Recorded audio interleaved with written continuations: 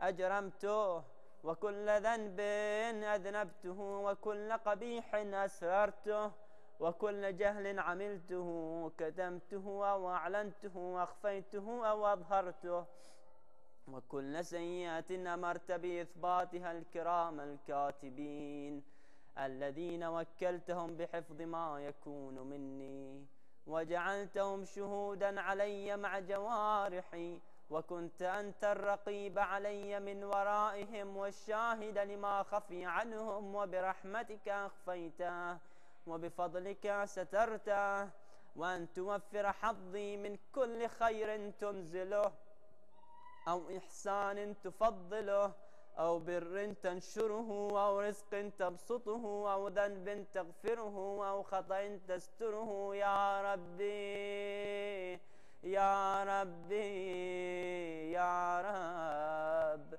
يا إلهي وسيدي ومولاي ومالك رقي، يا من بيده ناصيتي، يا عليما بضري ومسكنتي، يا خبيرا بفقري وفاقتي، يا ربي يا ربي يا رب. أسألك بحقك وقدسك وأعظم صفاتك وأسمائك أن تجعل أوقاتي في الليل والنهار بذكرك معمورة، وبخدمتك موصولة، وأعمالي عندك مقبولة، حتى تكون أعمالي وأورادي كلها وردا واحدا، وحالي في خدمتك سرمدا. يا سيدي يا من عليه معولي، يا من إليه شكوت أحوالي، يا ربي يا ربي يا رب، قو على خدمتك جوارحي، واشدد على العزيمة جوانحي، وهب لي الجد في خشيتك والدوام في الاتصال بخدمتك، حتى أسرح إليك في ميادين السابقين، وأسرع إليك في المبادرين، واشتاق إلى قربك في المشتاقين، وأدنو منك دنو المخلصين، وأخافك مخافة الموقنين، واجتمع في جوارك مع المؤمنين. اللهم ومن أرادني بسوء فأرده، ومن كادني فكده، واجعلني من أحسن عبيدك نصيبا عندك، وأقربهم منزلة منك، وأخصهم زلفة لديك، فإنه لا ينال ذلك إلا بفضلك. وجد لي بجودك، واعطف علي بمجدك، واحفظني برحمتك، واجعل لساني بذكرك لهجا، وقلبي بحبك متيما، من علي بحسن إجابتك، واقلني عثرتي، واغفر لي زلتي، فإنك قضيت على عبادك بعبادتك، وأمرتهم بدعائك، وضمنت لهم الإجابة. فإليك يا ربي نصبت وجهي، وإليك يا ربي مددت يدي، فبعزتك استجب لي دعائي، وبلغني مناي، ولا تقطع من فضلك رجائي، واكفني شر الجن والإنس من أعدائي. يا سريع الرضا اغفر لمن لا يملك إلا الدعاء، فإنك فعال لما تشاء. يا من اسمه دواء، وذكره شفاء، وطاعته غنى، ارحم من رأس ماله الرجاء، وسلاحه البكاء. يا سابغ النعم، يا دافع النقم، يا نور المستوحشين في الظلم، يا عالما لا يعلم، صل على محمد وآل محمد، وافعل بي ما أنت أهله. وصلى الله على رسوله ومت ميامين من آله، وسلم تسليما كثيرا كثيرا.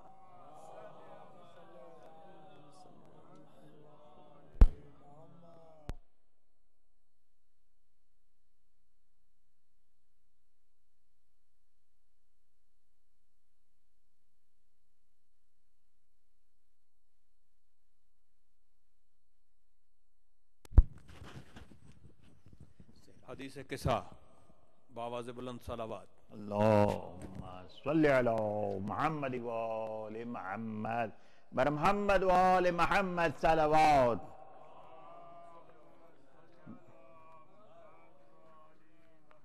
بسم الله الرحمن الرحيم. روي عن جابر بن عبد الله الأنصاري عن فاطمة الزهراء عليه السلام بنت رسول الله قال سمعت فاطمة أنها قالت دخل عليها برسول الله في بعض الأيام فقال السلام عليك يا فاطمة فقلت عليك السلام قال إني أجد في بدني ضعفا فقلت له أعوذك بالله يا أبتاه من الضعف فقال يا فاطمة ائتني بالكساء اليماني فغطيني به فأتيته بالكساء اليماني فغطيته به وصرت أنظر إليه وإذا وجهه يتلألأ كأنه البدر في ليلة تمامه وكماله اللهم صل على محمد وآل محمد وما كانت إلا ساعة وإذا بولدي الحسن قد أقبل وقال السلام عليك يا أمه فقلت عليك السلام يا قرتين وثمرة فوادي فقال يا أمه إني أشم عندك رائحة طيبة كأنها رائحة جد رسول الله فقلت نعم إن جدك تحت الكساء فأقبل الحسن نحو الكساء وقال السلام عليك يا جده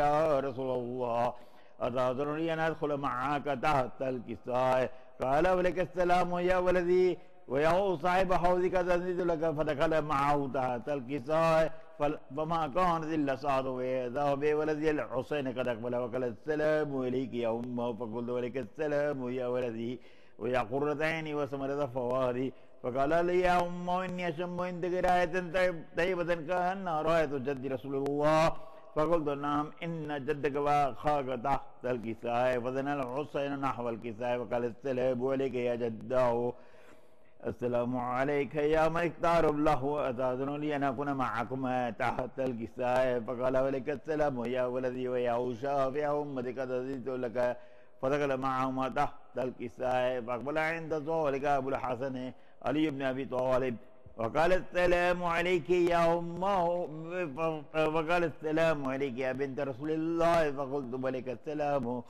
يا أبو الحسن ويا أمير المؤمنين فقال يا فاطمة إني أشم عندك رائحة طيبة كأنها رائحة أخي وابن عم رسول الله فقلت نعم وما ولدك تحت الكساء فأقبل علي نحو الكساء وقال السلام عليك يا رسول الله تأذن لي أن أكون معكم تحت الكساء قال له ولك السلام يا أخي ويا وصي وخليفتي وصاحب اللواء قد أزيد لك فدخل علي تحت الكساء ثم أعطيت نحو الكساء وقلت السلام عليك يا أبتاه يا رسول الله أتأذنني أن أكون معكم تحت الكساء قال ولك السلام يا بنتي ويا بدأتي قد أزيد لك فدخلته تحت الكساء ولما اكتملنا جميع تحت الكساء أخذ برسول الله بطرف الكساء وما بيد اليمنى إلى السماء وقال اللهم إن هؤلاء أهل بيتي وخاصتي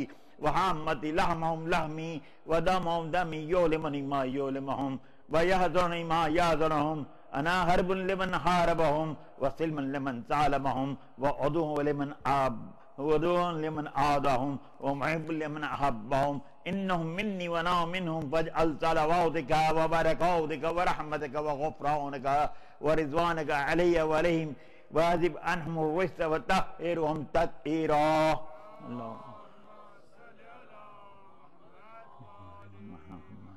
فقال الله عز وجل يا ملائكتي ويا سكان سماواتي إني ما خلقت السماء مبنية ولا أرضا مدية ولا قمرا منيرا ولا شمسا مضيئة ولا فلكا يدور ولا بحر يجري ولا فلكا يسري إلا في محبة هؤلاء الخمسة الذين هم تحت الكساء فقال الأمين جبرائيل يا ربي ومن تحت الكساء فقال الله عز وجل هم أهل بيت النبوة ومعدن الرسالة هم فاطمة وأبوها وبعلوها وبنوها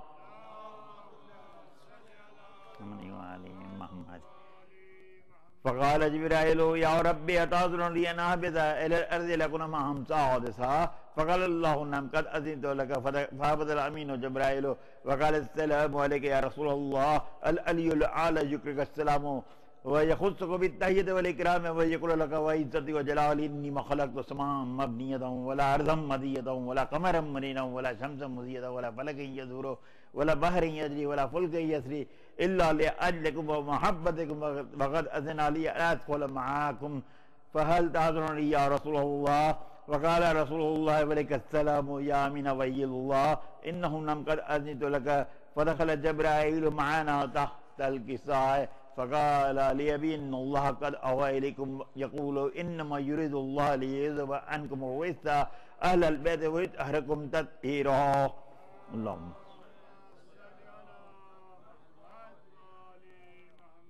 فقال علي لأبي يا رسول الله أخبرني ما لجلسنا هذا تحت الكساء من الفضل عند الله. فقال النبي صلى الله عليه وآله والذي بعثني بالحق نبيا واصطفاني بالرسالة نبيا ما ذكر خبرنا هذا في محفل من محافل أهل الأرض وفي جمع من شيعتنا ومحبنا إلا ونزلت عليهم الرحمة وحفت بهم الملائكة واستغفر لهم إلى أن يتفرقوا. فقال علي عليه السلام أيضا والله فزنا وفاز شيعتنا ورب الكعبة. فقال أبي رسول الله صلى الله عليه وآله يا علي والذي بعثني بالحق نبيا واصطفاني بالرسالة نبيا ما ذكر خبرنا هذا في محفل من محافل أهل الأرض وفي جمع من شيعتنا ومحبنا وفيهم مامون إلا وفرد الله همه ولا مغن إلا كشف الله غمه ولا طالب حاجة إلا وقضى الله حاجته. فقال علي عليه السلام أيضا والله فزنا وسعدنا وكذلك شيعتنا فازوا وسعدوا في الدنيا والآخرة ورب الكعبة.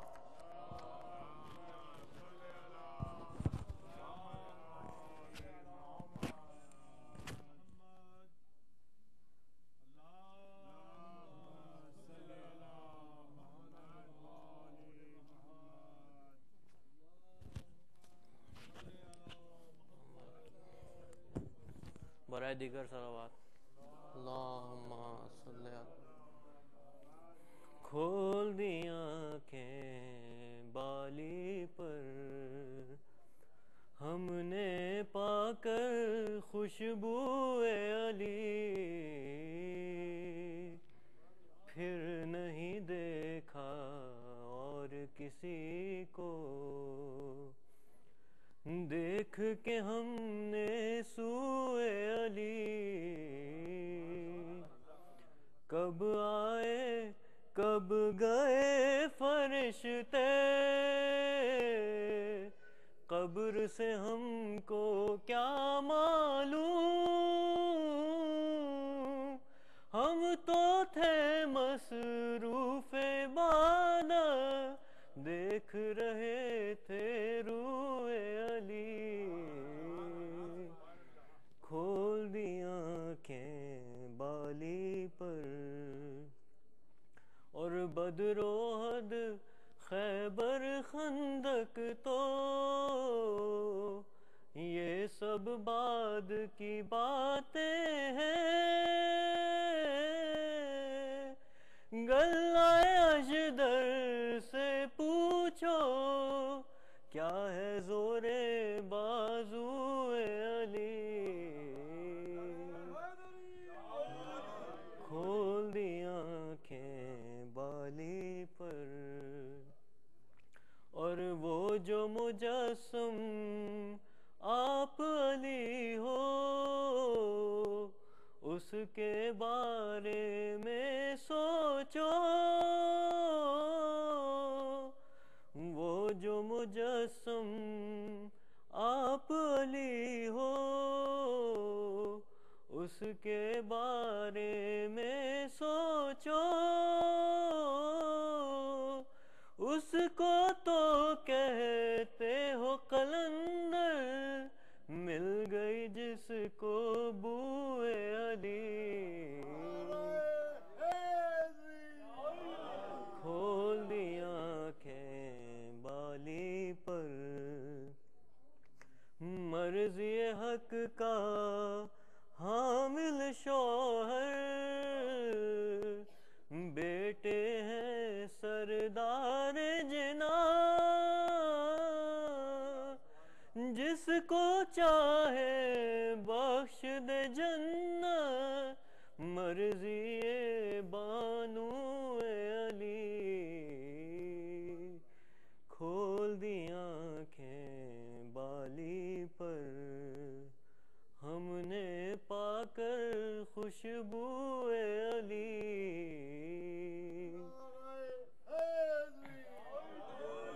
پھر نہیں دیکھا اور کسی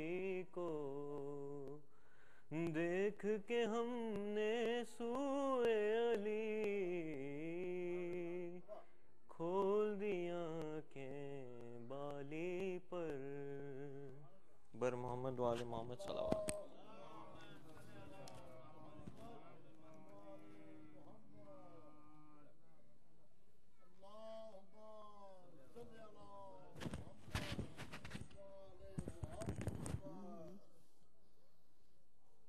درود محمد و آل محمد.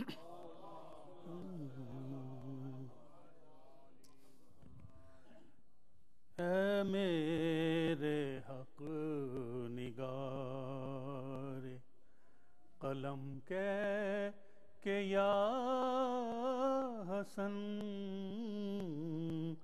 اے میرے حق نگار قلم کہ یا حسن، اور لکھ ایسی منقبت کے کہیں مرحبا حسن، اے میرے حق نگاہ. اور رخ سے نقاب کھینچ کے تم نے جہان کو، رخ سے نقاب کھینچ کے تم نے جہان کو، چہرہ امیر شام کا دکھلا دیا حسن، چہرہ امیر شام کا دکھلا دیا حسن، اے میرے حق. اور ہم یوں بچے ہوئے ہیں مصائب کی دھوپ سے، ہم یوں بچے ہوئے ہیں مصائب کی دھوپ سے، سایہ فگن سروں پہ ہے دامن تیرا حسن، سایہ فگن سروں پہ ہے سایہ تیرا حسن. اور ظالم خود اپنے ظلم پہ تھرا کے رہ گیا، ظالم خود اپنے ظلم پہ تھرا کے رہ گیا، باطل کے رخ پہ ایسا تماچا لگا حسن، باطل کے رخ. اور دنیا اس طرح بنے جنت سکون، دنیا اضطراب بنے جنت سکون، اپنائے یہ جہاں جو رستہ تیرا حسن، اپنائے یہ. اور راہ خدا میں حق کی تجلی کے واسطے، راہ خدا میں حق کی تجلی کے واسطے، تم نے تو آندھیوں میں جلایا دیا حسن، اے میرے غم. اور جود و سخا میں حلم و عبادت میں صبر میں، جود و سخا میں حلم و عبادت میں صبر میں، ہے خلق مصطفیٰ کی مکمل ضیا حسن، ہے خلق مصطفیٰ کی مکمل ضیا حسن، اور چشم جلی کو ایسا بھی ایک دن دکھائیے، چشم جلی کو ایسا بھی ایک دن دکھائیے، میں ہوں یہ سر ہو اور مدینہ ہو یا حسن، میں ہوں یہ سر ہو اور مدینہ ہونا حسن، اے میرے حق نگار قلم کہہ کہ یا حسن، اور لکھ ایسی منقبت کے کہیں مرحبا حسن، اے میرے حق نگاہ۔ درود محمد و آل محمد۔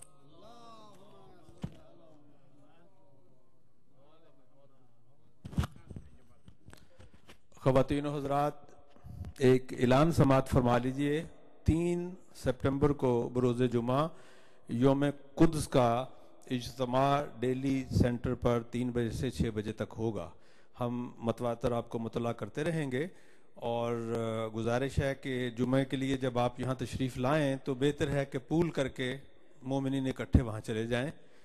اور 3 سپٹمبر 3 بجے سے 6 بجے تک ڈیلی پلازا میں۔ اب آج شہزادہ امن کے جشن کا دوسرا دن ہے، دوسری محفل ہے۔ کل قبلہ کعبہ روحانی صاحب نے تشنا چھوڑ دیا تھا، آج اس کو تشنگی کو ہماری کو وہ سیراب کریں گے انشاءاللہ۔ اور ہمارے آغا شریعتی نے کل جو چند الفاظ کہے تھے اور بعد میں خطیبانہ انداز سے جس طرح قبلہ روحانی صاحب نے ترجمہ کیا، تو گویا غالب کا وہ شعر تھا کہ دیکھنا تقریر کی لذت کہ جو اس نے کہا، میں نے یہ سمجھا کہ گویا یہ بھی میرے دل میں ہے۔ وہ ایسا دل میں اترا کہ آج شریعتی صاحب کو پھر تحریک ہوئی ہے کہ وہ کچھ کہیں، اور اسی طرح ہمارے روحانی صاحب جو ہیں وہ بعد میں اردو میں جو بھی یہ کہیں گے فارسی میں، وہ اردو میں آپ تک منتقل کریں گے۔ تو میں دعوت دے رہا ہوں آغا شریعتی کو۔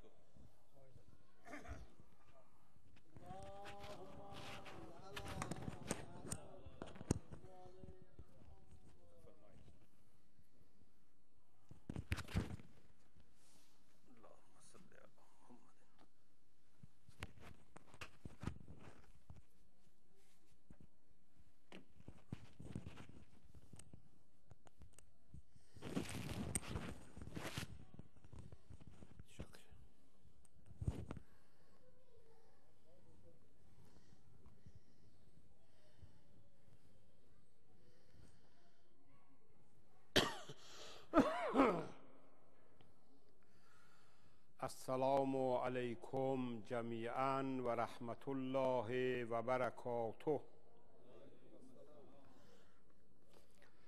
اعوذ باللہ من الشیطان الرجیم،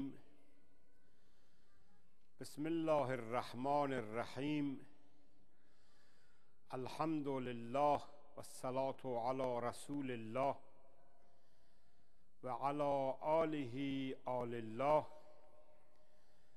واللعنة على أعدائهم أعداء الله من الحين إلى يوم الدين۔ قال الله العظيم في محكم كتابه الكريم: وعلم آدم الأسماء كلها۔ امشب متعلق است به امام زمان قلب عالم امکان علیه و علی آبائه آلاف و تحیت و ثنا. و من لازم دانستم یک مطلب اعتقادی عمیقی را که امروز هم در مطالعه کتاب ولایت فقیه امام خمینی اون را دیدم و لازم می‌دانم این کتاب تدریس بشه و گفته بشه در منبرها و به دوستان سفارش کردم. لازم دانستم این مطلب عمیق را تقدیم محضرتون کنم در شب جمعه‌ای که متعلق به امام زمان علیه السلامه.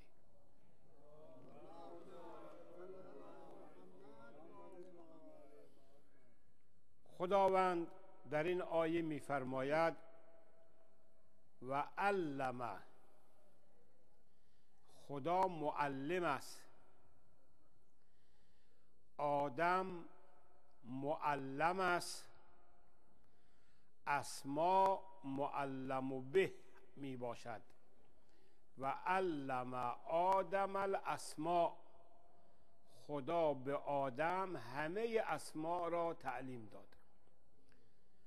اسما جمعی هست که الف و لام بر او وارد شده و اصطلاحاً بهش میگن جمع محلای به الف و لام، یعنی جمع زینت داده شده به الف و لام و افاده عموم می کند. یعنی خداوند تمام حقایق دنیا را، علوم دنیا را، معارف دنیا را که در لابلای طبیعت آسمان ها و زمین ها و دریاها و همه جا هست، خدا همه حکمت ها و معارف و علوم این دنیا را به آدم تعلیم داد. آدم مرد کوچکی نبوده، این آیه در شأن آدمه. و علم آدم الاسماء کلها، همه را، اون چه که حقایقی در این دنیا هست، از عرش گرفته تا 7 آسمان و 7 زمین، همه حقایق را خدا به آدم تعلیم داد. و لذا ما زیارت وارث که میخوانیم، امام حسین و سایر ائمه وارث علم آدمن، وارث این علم آدمن. خب این یک مقدمه بود که انشاءالله در ترجمه براتون توضیح میدن. اما آیه‌ای که درباره امام زمان علیه السلام هست این آیه است: والعصر ان الانسان لفی خسر. قسم به عصر. برای عصر 2 معنا گفته شده است اجمالاً، یکی معنای اصطلاحی و دیگری معنای لغوی. معنای اصطلاحی زمان نزول قرآن، دوران روزگار زندگانی بشریت، زمان بعثت پیغمبر، زمان ظهور خود حضرت، 1 ساعت به غروب، 2 ساعت به غروب، اینها را میگن زمان اصطلاحی. ولی یک معنای دیگری دارد به نام زمان عصر لغوی. و زمان لغوی اون به معنای فشرده است. انگور را اگر فشار بدن، آبش رو از پارچه در کنن بگیرن، به اون باقی موندهش میگن عصیر عنبی، فشرده انگور، عصیر با عین و صاد از ماده عصر.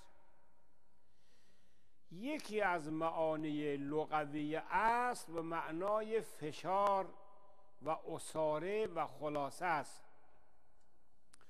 اهل عرفان و بینش میگویند خدا سوگند یاد کرده و میفرماید والعصر، قسم به عصاره و خلاصه و فشرده همه انبیا و ائمه.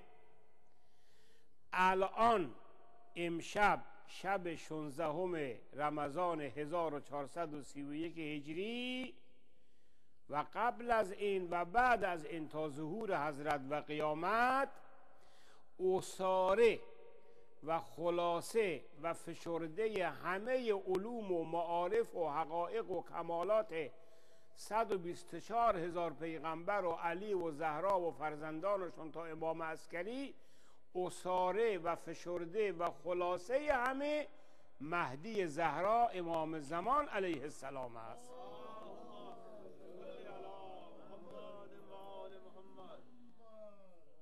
این عرض بنده. یعنی ما میگیم والعصر، خدا میفرماید قسم به عصر. اهل حال و اهل عرفان میگن قسم به فشرده و خلاصه و اساره و همه فضائل همه انبیا و همه ائمه قبل از خودش. اون چه خوبان همه دارن تو تنها داری. خب حالا شما ممکن است از من یک سوالی بکنید که دنیایی که خدا به آدم همه حقایق او را تعلیم داد و گفت و علم آدم الاسماء کلها، اون دنیا برای ما بیان کن چیه؟ یک سوال، آقا دنیا چیه؟ شما این دعای دستی که بهترین دعای دست است و کلمات فرج که بالای سر شخصی که در حال مردن است باید خون، شب اول آقای ها شیخ فرمودن، من خاطرم هست، شما این کلمات فرج را بخوانید در دعای دست. دقت کنید: لا اله الا الله الحلیم الکریم، لا اله الا الله العلی العظیم، سبحان الله. تا اینجا مربوط به خداست. رب السماوات، خدایی که پرورش دهنده 7 آسمون هاست، 7 زمینه و اون چه که در بین 7 آسمان و 7 زمینه و اون چه که عرش بر او مستولی است و محیطه. دنیا اینه. دنیا خارج از این نیست. منظومه هستی هم بهش میگن، دنیا هم میگن و ما دون الله هم بهش میگن. پس دنیا چه شد؟ رب السماوات سبع، آسمان های هفتگانه، و ارضین سبع، زمین های هفتگانه، و ما بینهن و ما فیهن، اون چه که در بین آسمان ها و زمینه، اون چه که در دل آسمان ها و زمینه، و رب العرش العظیم، و اون عرشی که محیط بر همه است. این سقف الان عرشه، محیط است بر همه ما و شما و وسایل اینجا. به این میگن عرش. عرب به این میگه عرش. عرش به اون چیزی میگن که احاطه دارد همه مخلوقات را. خلاصه کلام در این دعای دست که دعای فرج و کلمات فرج بهش میگن، تمام دنیا در این نهفته است و لذا شما سعی کنید این را در دعای دست بخوانید. خب حالا نقش امام زمان نسبت به این دنیا چه نقشی هست؟ تأثیر امام زمان نسبت به این دنیا چه تأثیری هست؟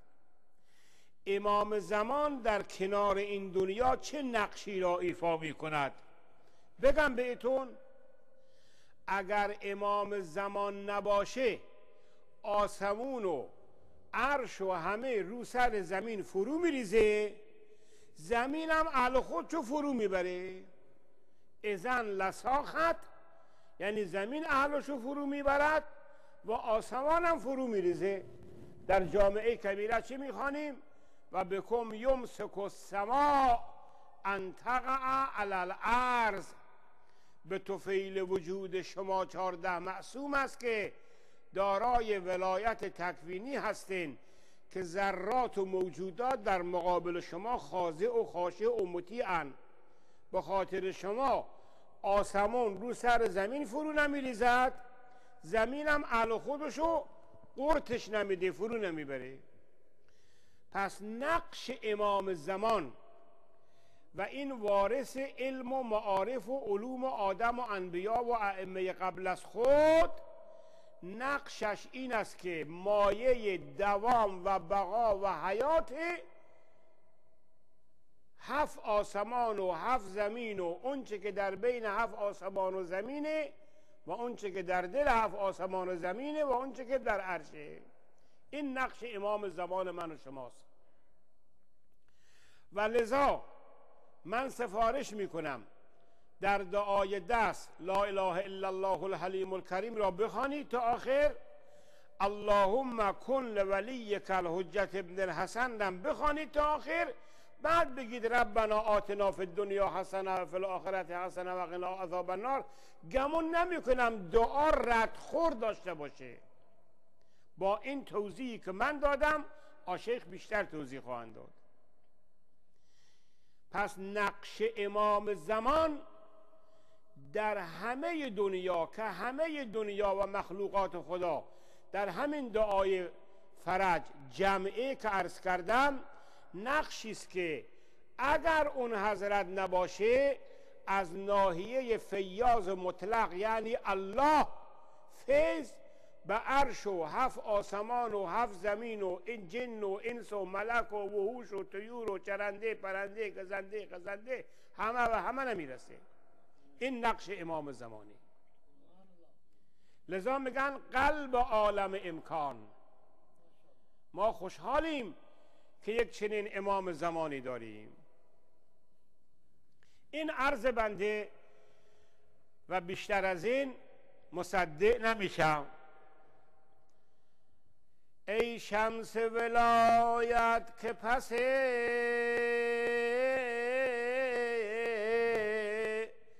پرده نهانی،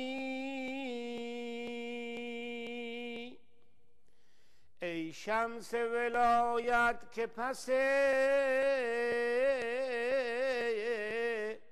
پرده نهانی، مستور نئی چون که به آثار عیانی،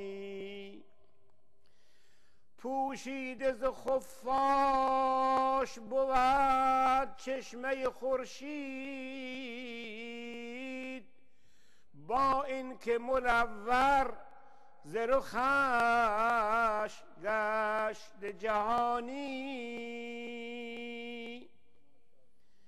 یعقوب منش منتظر دیدن رویت، تا کی شود از یوسف کنعان نشانی. امام زمان ظهور می کند، میاد وارد زمین کربلا میشه، چشمش به آب فرات میافتد، برای جدش حسین روزه میخواند. الا الا یا اهل العالم ان جدی الحسین قتلوه عطشانا، صلی الله علیک یا ابا عبدالله، صلی الله علیک یا ابا عبدالله، صلی الله علیک یا ابا عبدالله، وعلى الارواح التي حلت بفنائك عليك مني سلام الله ابدا ما بقيت وبقي الليل والنهار، ولا جعله الله آخر العهد مني لزيارتكم. همه با هم السلام على الحسين وعلى علي ابن الحسين وعلى اولاد الحسین وعلى اصحاب الحسین. برای شفای مریضهای منظور، بر آمدن حوائج، شر اشرار به خودشون برگرده، تأیید رهبر و تأیید کلیه خدمتگزاران و شخص امام زمان. به مستر حقیقی امام زمان متوسل میشیم. اما یجیب المستر اذا دعاه و یکشف السوء، اما یجیب المعتر اذا دعاه و یکشف السوء، أمن يجيب المغتر إذا دعاه ويكشف السوء أمن يجيب المغتر إذا دعاه ويكشف السوء أمن يجيب المغتر إذا دعاه ويكشف السوء ربنا آتنا في الدنيا حسنة وفي الآخرة حسنة وقنا عذاب النار قد أفلح من صلى على محمد وآل محمد.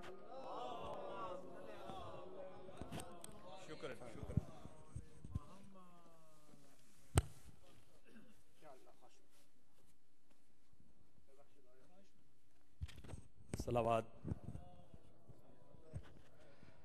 خواتین و حضرات، میں اس کے علاوہ کچھ نہیں کہہ سکتا کہ ایک عالم بزرگ نے ایک نوجوان عالم کا کام بڑھا دیا ہے، اور ہماری دعا ہے کہ وہ اس سے عہدہ برا ہو سکیں.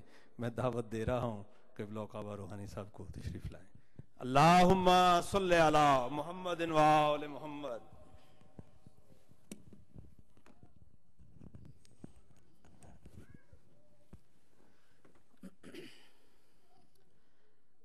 اعوذ باللہ السمیع العلیم من الشیطان اللعین الرجیم. بسم اللہ الرحمن الرحیم. الحمدللہ رب العالمین والصلاة والسلام علی اشرف الانبیاء والمرسلین سیدنا و نبینا ابی القاسم محمد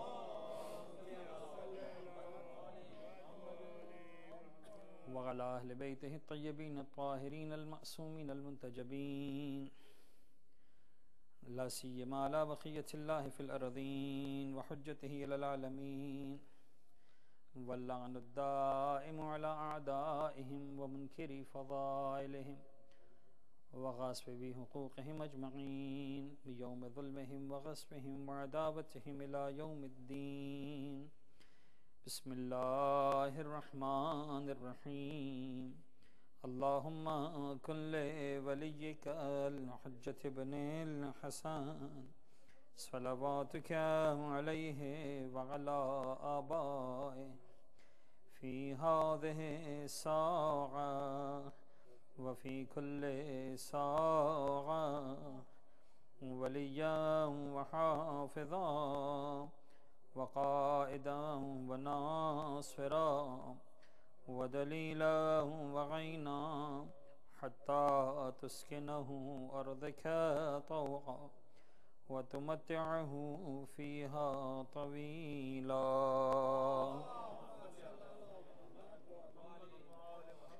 اما بعد فقد قال الله الحكيم في كتابه المبين. بسم الله الرحمن الرحيم. وما لي لا اعبد الذي فطرني واليه ترجعون. صلوات پڑھیں محمد و آل محمد. عزیزان گرامی، آج بھی میری ذمہ داری یہی ہے کہ میں ابتدا میں جو ہے وہ قبلہ کے جو گفتگو ہے اس کو آپ کے سامنے پیش کروں. ظاہر سی بات ہے کہ کافی روانی سے قبلہ نے گفتگو فرمائی ہے، اور تحریر اور تقریر میں بہرحال اچھا خاصا فرق آ جاتا ہے. تو جس حد تک خلاصہ میں نے لکھا ہے میں آپ کے سامنے اس کو شیئر کر لیتا ہوں. فرمایا کہ جس آیت کو سرنامہ کلام قرار دیا وہ آیت تھی وَعَلَّمَ آدَمَ الْأَسْمَاءَ كُلَّهَا، اور اس آیت کو سرنامہ کلام قرار دینے کے بعد قبلہ نے فرمایا کہ آج کی شب چونکہ حضرت ولی عصر امام زمانہ اجل اللہ تعالیٰ فرجہ شریف سے متعلق ہے، لہذا میں چاہتا ہوں کہ ایک علمی بات جو بڑی گہرائی میں جس کو تذکرہ کیا گیا اس کو میں آپ کی خدمت میں پیش کروں. اور جس ریفرنس سے اس بات کو پیش کیا گیا ہے وہ ہے امام خمینی کی کتاب ولایت فقیہ.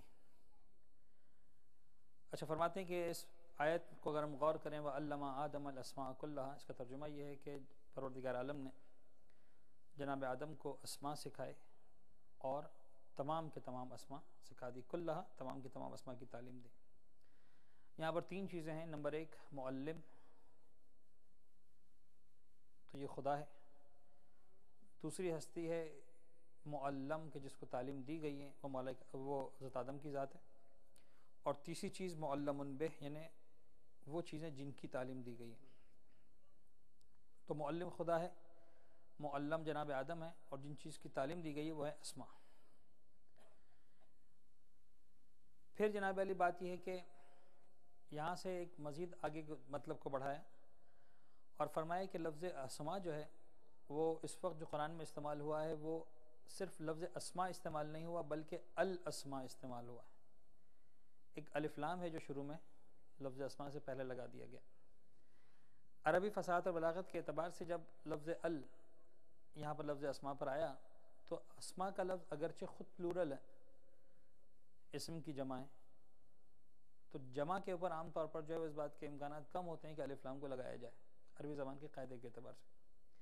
یہ جو لگایا گیا اس کا ایک خاص بینیفٹ ہے، اور وہ بینیفٹ یہ ہے کہ اگرچہ لفظ اسماء خود پلورل تھا لیکن ال کہہ کر بتایا کہ یہ ایسا پلورل ہے کہ اس میں سے کچھ بھی نہیں بچا، سب کچھ سکھا دیا، تمام اسماء سکھا دی.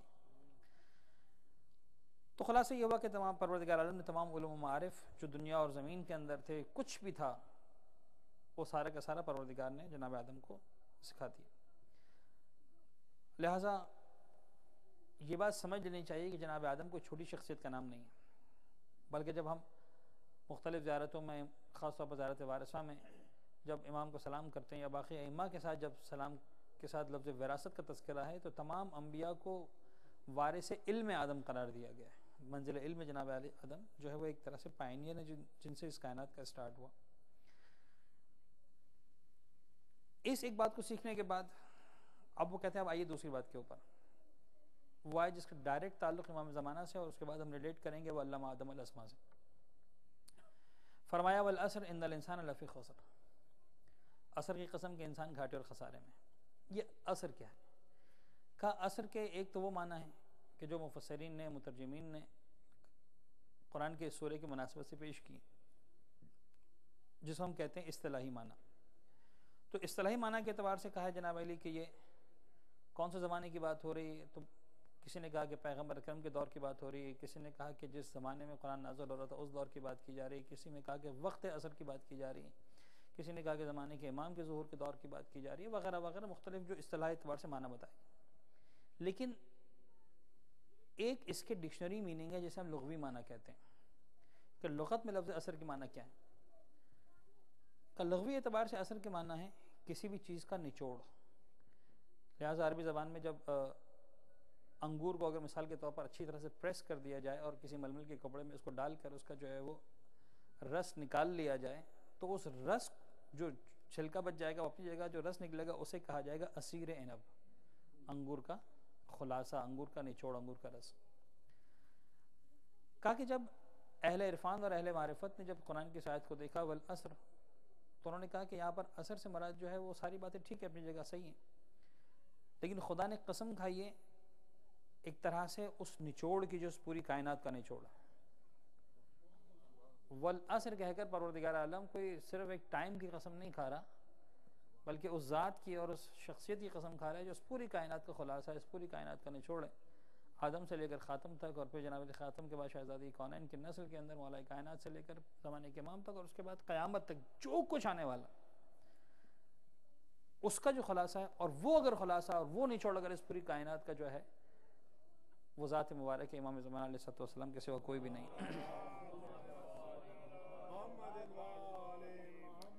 اب جناب علی ہم دوبارہ ریلیٹ کرتے ہیں وہ علامہ آدم الاسماء. دنیا میں جو کچھ تھا خدا نے سکھا دیا. پہلے تو سمجھیں کہ دنیا کیا ہے. الاسماء سب کو سکھا دی اس دنیا میں جو کام یا دنیا کے حوالے سے. کہا لفظ دنیا کو سمجھیں. کہا دنیا کے لیے اس دعا کو آپ یاد رکھیں جو دعائے فرج کے نام سے ہمارے یہاں پڑھی جاتی ہے، جو مرحومین کے لیے بھی احتضار کے عالم میں بھی کہا ہے کہ مستحب ہے پڑھنا. تو وہ دعا کون سی ہے؟ لا الہ الا اللہ الحلیم الکریم، لا الہ الا اللہ العلی العظیم، سبحان اللہ رب السماوات السبع ورب الارضین السبع وما فیہن وما بینہن ورب العرش العظیم. کا بڑی اہم دعا ہے اور میں آپ سے درخواست کرتا ہوں کہ اپنی قنوت کے اندر اس دعا کو ضرور پڑھا کریں. اب لا الہ الا اللہ الحلیم الکریم، لا الہ الا اللہ العلی العظیم، خدا کی صفات کو بیان کیا گیا. کوئی خدا نہیں سوائے اس خدا کے جو حلیم و کریم ہے، جو علی و عظیم ہے. اس کے بعد حدود دنیا کو بیان کیا گیا. لا الہ الا اللہ الحلیم الکریم، لا الہ الا اللہ العلی العظیم، سبحان اللہ رب السماوات السبع، بابرکت ہے خدا جو رب ہے 7 آسمانوں کا، ورب الارضین السبع، 7 زمینوں کا، وما بینہن، اور ان تمام چیزوں کا جو اس آسمان و زمینوں کے درمیان ہے، ورب العرش العظیم، اور حتیٰ عرش عظیم کا پروردگار بھی وہی ہے. کہ یہ جو ہم کہتے ہیں نا لفظ دنیا، وہ اس کے علاوہ کچھ بھی نہیں. 7 آسمان 7 زمینیں اور جو کچھ اس کے درمیان ہے، جہاں جہاں تک ہے اس کائنات کا وہ اور پھر ایک وہ سمبل ہے جو عرش کے نام سے ہے کہ گویا وہ مرکز ہے کہ جو اس پوری کائنات کو اپنے تسلط میں رکھے ہوئے اور اس پوری کائنات کو اپنے جس کی نظر ہے اس پوری کائنات کے اوپر. یہی کچھ ہے جس کو ہم جناب علی دنیا بھی کہتے ہیں, ہستی بھی کہتے ہیں, معدون اللہ بھی کہتے ہیں, سب کچھ اس کو کہتے ہیں. عرش عظیم وہ کیفیت کہ جہاں جو محیط ہے اس پوری دنیا پر. اب پروردگار جو اس دنیا کا مالک ہے وہ دنیا ان سب چیزوں کا نام ہے. لہٰذا خود کہا کہ دوبارہ بھی اس کو انہوں نے قبلہ نے فرمایا کہ میں پھر آپ سے درخواست کرتا ہوں کہ اس دعا کو ضرور پڑھا کریں آپ اپنی دعائے قنوت کے اندر, بلکہ اس دعا کو پڑھیں. اس کے بعد کہا کہ دو طریقہ اختیار کریں. دعائے فرج کو پڑھیں, دعائے فرج کو پڑھنے کے بعد اللہم کل ولی کل حجت الحسن والی دعا کو پڑھیں, اور اس کے بعد اپنی دعاؤں کو مانگیں. تو کہتے ہیں میں مشکل سمجھتا ہوں کہ پھر جو کہ دعا انسان کی رد ہو اور قبول نہ ہو. خلاصہ یہ ہوا جناب علی کہ ادھر پروردگار نے سب کچھ سکھایا جناب آدم کو. دنیا اس چیز کا نام ہے کہ ہم نے سب کچھ بتا دیا کہ ارضین اسب اور آسمان, 7 آسمان 7 زمینیں جو کچھ درمیان میں, اور عرش, اس سب کا سب اس دنیا کا نام. اور پروردگار عالم اس سب کا سب, یعنی جو پروردگار جس چیز کا رب ہے, سماوات سب ارضین سب وما بینہن ورب العرش العظیم, اس سب کا نچوڑ یا اس سب کا جو دھڑکتا ہوا دل ہے وہ زمانے کے امام کی ذات مقدس ہے.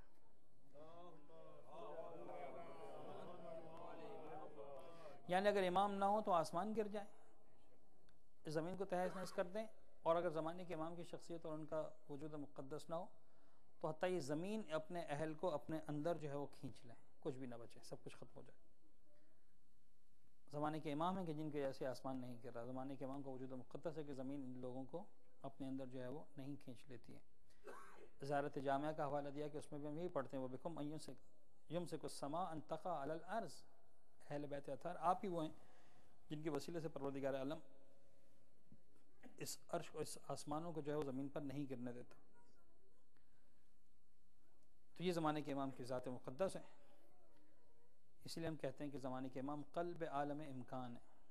عالم امکان کا دھڑکتا ہوا دل اگر ہے, the beating heart of the universe is امام زمان. اگر امام نہ ہو, فیض نہ پہنچے, امام نہ ہو, کمالات نہ پہنچے, یہی ہمارے مولا اور آقا ہیں. اور یہی نقطہ قبل زمانے کے امام کی ہستی کے بارے سے مجھے آپ سے ڈسکس کرنا تھا. ایک مرتبہ صلوات بھیج دیجیے گا محمد علیہ.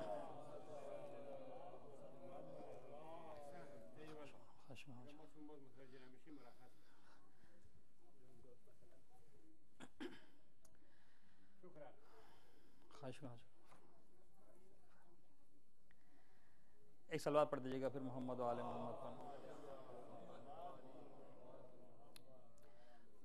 عزیزان گرامی, اپنی عادت کے مطابق میں جو ہے وہ ایک چھوٹا سا فقہی مسئلہ آپ کے ساتھ شیئر کروں گا. اب بہرحال مجھے اندازہ ہے کل آپ لوگوں کا جو ہے وہ اگین ابھی ویکینڈ نہیں ہے, اور آلموسٹ جو وقت ہو چکا ہے یہ وہ والا وقت ہے کہ 15 منٹ پہلے میری گفتگو ختم ہو جانا چاہیے تھا. تو دوستوں کا یہ اصرار بھی ہے کہ آپ وقت کو بڑھائیے, لیکن بہرحال دیکھتے ہیں جو 15-20 منٹ میں آپ لوگوں کے لے سکتا ہوں ضرور لوں گا. ابھی مسئلہ چھوٹا سا بیان کرنا ہے. کل میں نے وضو کی بات کی تھی, چاہ رہا ہوں اسی کو تھوڑا سا ایک مسئلہ اور بتا کے اپڈیٹ کر دوں. تقریباً 13 الگ الگ شرائط ہیں وضو کرنے کی. ان میں سے میں 11 شرائط کو جو ہے وہ ہٹا رہا ہوں, اس لیے کہ وہ کچھ ہیں جو اتنا زیادہ آبویس ہیں کہ ہر ایک کو معلوم ہے, کچھ ہیں جو آج کل کے دور میں پیش آنے والی نہیں ہیں وغیرہ وغیرہ. ان کو میں ہٹا کے جو 2 انتہائی اہم شرطیں ہیں درمیان کی وہ آپ کے ساتھ پیش کر رہا ہوں. پہلی شرط وضو کے اندر ہے ترتیب, اور دوسری شرط وضو کے اندر ہے موالات. دیکھیے میں نے اکثر ایک مثال دی ہے, شاید یہاں پر بھی مثال دے چکا ہوں, ایک مرتبہ پھر آپ کے ساتھ شیئر کر رہا ہوں. فرض کر لیں میں فجر کی نماز پڑھنے کھڑا ہوں, اور میں نماز اس طرح سے پڑھوں فجر کی کہ میں تکبیر کہوں, تکبیر کہنے کے بعد الحم پڑھوں, الحم پڑھنے کے بعد دوسری مرتبہ پھر الحم پڑھ لوں, اس کے بعد سورہ انا انزلنا پڑھوں, اس کے بعد سورہ قل اللہ پڑھ لوں, اس کے بعد رکوع میں جاؤں, رکوع سے اٹھوں دوبارہ رکوع کر لوں, دوسرے رکوع سے اٹھ کے پھر سجدے میں جاؤں اور 2 کی جگہ 4 سجدے کر لوں. اچھا رکوع میں جانے سے پہلے قنوت بھی پڑھ لوں. اچھا 4 سجدے کروں, چوتھے سجدے سے اٹھنے کے بعد میں تشہد پڑھوں, تشہد پڑھ کر میں سلام پڑھوں, سلام پڑھ کر نماز کو مکمل کر دوں. اور میرا سوال کہ میری نماز صحیح ہے کہ غلط؟ تو مجھے یقین ہے کہ جو نماز پڑھتا ہے وہ بھی کہے گا غلط, جو نہیں پڑھتا وہ بھی کہے گا غلط. غور فرما رہے, اتنا تو ہر ایک کو پتا ہے کہ نماز ایسے نہیں ہوتی. پڑھیں نہ پڑھیں اور کی بات کی بات ہے. وہ ہمارے مولا تھے جو قضا نہیں کرتے، تو ہم تو مولا سے بھی دو ہاتھ آگے. اینیویز، تو خیر یہ نماز باطل ہے. اب میرا سوال ہے بھائی کیوں باطل ہے؟ میں نے کیا کمی کی ہے؟ فجر کی نماز میں خدا نے 2 الحمد مانگے تھے، میں نے پڑھے. 2 سورے مانگے تھے، میں نے پڑھے. قنوت مانگا تھا، میں نے پڑھا ہے. 2 رکوع مانگے تھے، میں نے کیے. 4 سجدے مانگے تھے، میں نے کیے. تشہد تھا، میں نے پڑھا ہے. سلام، سب کچھ کیا کمی کی میں نے؟ میری نماز کو آپ کیوں باطل قرار دے رہے ہیں؟ تو آپ میں سے ہر ایک کے ذہن میں کچھ نہ کچھ جواب تو ہے، لیکن اس جواب کا جو آپ لوگوں کے ذہن میں اسی کو الفاظ دے رہا ہوں. سادہ ترین اس کا جواب یہ ہے کہ مولانا جو مانگا تھا وہ آپ نے کیا ہے. پرابلم یہ ہے کہ جیسے مانگا تھا ویسے نہیں کیا. سادہ ترین جواب اس کا ہی. اور شریعت اس چیز کا نام نہیں ہے کہ جو مانگا ہے وہ کر دو، وہ تو کرنا ہی کرنا ہے، لیکن اس میں بڑا کمال یہ ہے کہ جو مانگا ہے وہ کرو، جیسے مانگا ہے ویسا کرو. یہ انتہائی اہم ہے، انتہائی اہم ہے. یہ تو میں نے بہت چھوٹی سی بات کی، لیکن دین کو اگر سمجھنا ہے تو یہ بڑا اہم نقطہ ہے کہ بعض اوقات انسان دیکھتا ہے کہ میں نے وہ سب کچھ کر ڈالا جو خدا نے مانگا ہے، جیسے کہا تھا ویسے نہیں کیا، لہذا غلط ہو گیا. تو وضو کے اندر بھی جناب علی مومنین کو یہ بات جو میں نے کل سمجھائی تھی کہ صاحب چہرہ جب دھو رہے ہیں چہرہ دھوئیں، جب ہاتھ پر آ گیا چہرے کو چھوڑ دیں. تو وہ کہتے ہیں غلط کیا کیا ہے بھائی؟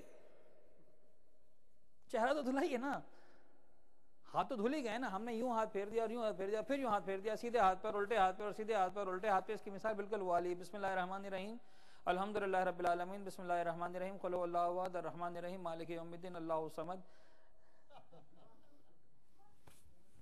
الحمد سے قل اللہ، قل اللہ سے الحمد، قل اللہ. یہ تو وہ مثال ہو گئی. سب کچھ کیا، جیسے کہا تھا ویسے نہیں کیا، نماز باطل ہے، وضو باطل ہے. تو دیٹس کالڈ ترتیب. اور جتنی بھی عبادتیں، اچھا یہ مسئلہ صرف وضو کا نہیں ہے. اگر آپ غور فرمائیں تو میں نے سمجھاتے سمجھاتے نماز کی ایگزامپل آپ کو دے دی اور آپ کو سمجھ میں آ گیا کہ یہ مسئلہ وضو کا بھی ہے، یہ مسئلہ نماز کا بھی ہے، یہ مسئلہ غسل کا بھی ہے، یہ مسئلہ حج اور عمرے کا بھی ہے. کہ جو عبادت، جتنی بھی عبادتیں کمپاؤنڈ عبادتیں ہیں، مرکب عبادتیں ہیں، ایک سے زیادہ اجزاء سے مل کر بنی ہیں، جیسے وضو ہے، غسل ہے، نماز ہے، کمپاؤنڈ ہیں، چند اجزاء ہیں جن کو جوڑا گیا ہے. تو روزہ ایسی چیز نہیں ہے، روزہ ایک ہی چیز ہے فجر سے لے کر مغرب تک، اجزاء کو جوڑا نہیں گیا. لیکن نماز کمپاؤنڈ ہے، وضو کمپاؤنڈ ہے، غسل کمپاؤنڈ عبادت ہے، چند اجزاء کو. تو جتنی بھی عبادت اس طرح کی ہیں جن کو چند اجزاء کو یا چند اعمال کو یا چند افعال کو ملا کر بنایا گیا ہے، ان کے اندر ترتیب شرط ہے. لہذا جو کہا ہے وہ بھی کرنا ہے، جیسے کہا ہے وہ بھی کرنا ہے، اور جیسے کہا ہے کہ نام ہے ترتیب. تو وضو کی بھی خاص ترتیب ہے، اور ترتیب یہ ہے کہ پہلے چہرہ دھو، یعنی مستحبات کے بعد واجبات میں یہ بات آئے گی. پہلے چہرہ دھو، اس کے بعد دائیں ہاتھ، اس کے بعد بائیں ہاتھ، اس کے بعد سر کا مسح، اس کے بعد دائیں پیر کا مسح، اس کے بعد بائیں پیر کا مسح. اس ترتیب کو اگر ہم ڈسٹرب کریں گے تب بھی ہماری عبادت جو ہے وہ یقیناً باطل مان لی جائے گی، اور اس کے نتیجے میں نماز وغیرہ جو پڑھی جائے گی چاہے بالکل صحیح پڑھی تب بھی باطل مانی جائے گی، اور نماز صحیح نہیں ہو پائے گی صرف اس لیے کہ وضو اس کا باطل ہو گیا تھا. تو ایک میں نے شرط آج بتا دی ترتیب والی، ایک اور شرط بھی اس کے اندر بڑی امپورٹنٹ ہے، لیکن اب وقت بڑی رفتار سے گزر جاتا ہے. میں سمجھتا ہوں کہ 2 منٹ کا مسئلہ تھا وہ 10 منٹ ہو جاتے ہیں. ایک صلوات بھیج دیجیے گا محمد و آل محمد پر. صاحب آج دوستوں سے بھی بات ہوئی اور ویسے بھی خواہش تھی کہ سرکار امام حسن مجتبی علیہ السلام کے جشن ولادت ہی کو ہم جو ہے وہ آج کنٹینیو کریں. اور آج مولا کی ولادت کا دن تھا، یوں سمجھ لیجئے کہ مولا اس دنیا میں تشریف لائیں، اور آج گویا اہل بیت اطہار کے گھرانے میں، شہزادی کونین کے گھرانے میں خاص طور پر خوشی کا دن ہے. ہماری خواہش یہی ہوتی ہے کہ ان ایام کے اندر عام طور پر، بلکہ خاص طور پر ان ایام کے اندر جو ہے وہ جس امام سے متعلق دن ہے اس دن کو ڈسکس کیا جائے، کچھ بات کی جائے، اس حوالے سے کوئی پیغام ڈسکس کیا جائے. تو کچھ صلح امام حسن کے حوالے سے باتیں کرنا ہے، وہ آپ کے ساتھ میں شیئر کروں گا جتنا ہو سکے گا، جلدی جلدی اس کو سمرائز کر کے. لیکن میرا دل چاہ رہا ہے کہ اس سے پہلے ایک بات جو ہے وہ امام حسن مجتبی کی سیرت میں جو انتہائی اہم ہے میرے اعتبار سے، اور اسپیشلی آج کل کی سوسائٹی میں، آج کل کے دور میں، آج کل کے معاشرے میں اس واقعے کی اہمیت بہت زیادہ کھل کر ہمارے سامنے آ جاتی ہے. میں چاہ رہا ہوں وہ چھوٹا سا ایک واقعہ شیئر کروں. فضائل بھی اس کے اندر ہیں، میسیجز بھی اس کے اندر ہیں. واقعہ بڑا مختصر سا ہے، اور کیا ایک یوں سمجھ لیجئے کہ ایک گھرانہ ہے اور اس گھرانے کا نام ہے اہل بیت اطہار کا گھرانہ، طہارتوں کا گھرانہ. اور ایک چھوٹا سا واقعہ اس گھر کے اندر پیش آتا ہے. وہ واقعہ یہ پیش آتا ہے کہ بھائی شہزادی جو ہے وہ بھیجتی ہے امام حسن کو بچپنے. شہزادی اگر زندہ ہے اس کا مطلب یہ ہے کہ بچوں کا بہت ہی بچپنے کا دور ہے. جب بھی امام حسن حسین کے ان واقعات کو پڑھا جائے جس میں شہزادی کونین کا تذکرہ ہو اور پیغمبر کا تذکرہ ہو تو سمجھ جائے کیجئے کہ بچپن کے واقعات ہیں، اس لیے کہ بہت بچپنے میں ان دونوں بچوں نے جو ہے وہ اپنی ماں کی مفارقت کا داغ سہا. بچہ واپس آتا ہے مسجد نبوی سے. جنہوں نے دیکھا ہے وہ جانتے ہیں، اور جنہوں نے نہیں دیکھا خدا ان کو بھی، اور جنہوں نے دیکھا ان کو بھی بار بار نصیب کریں. آج بھی جو روضہ رسول ہے وہ مسجد نبوی کے اندر واقع ہے، یعنی آج کی جو جدید کنسٹرکشن ہے. ادروائز جو روضہ رسول کی دیوار تھی اگر اس طرف سے دیکھا جائے تو مسجد کی دیوار تھی، اندر سے دیکھا جائے تو گھر کی دیوار تھی. بلکہ اسی میں سے ایک دروازہ کھلتا تھا جو سیدھا مسجد کے اندر تھا. بلکہ اگر یوں سمجھ لیجئے کہ اگر یہ مسجد ہے مسجد نبوی جو پیغمبر کے دور میں پہلی مسجد بنی تھی، تو اس دور میں جو پہلی پہلی مسجد تو نہیں مسجد نبوی، آپ کو معلوم ہوگا کہ مسجد نبوی اسلام کی دوسری مسجد ہے. اور اگر پوچھے کہ بھائی بتاؤ اسلام کی پہلی مسجد کون سی ہے تو دیٹ از مسجد قباء، جو ہجرت کے راستے میں مدینہ کے بارڈر پر ایک طرح سے بنائی تھی پیغمبر اکرم نے، جب مولا کائنات کا انتظار کر رہے تھے کہ میں چھوڑ کر تو آ گیا ہوں علی کو، لیکن علی کے بغیر مدینہ میں جاؤں گا نہیں.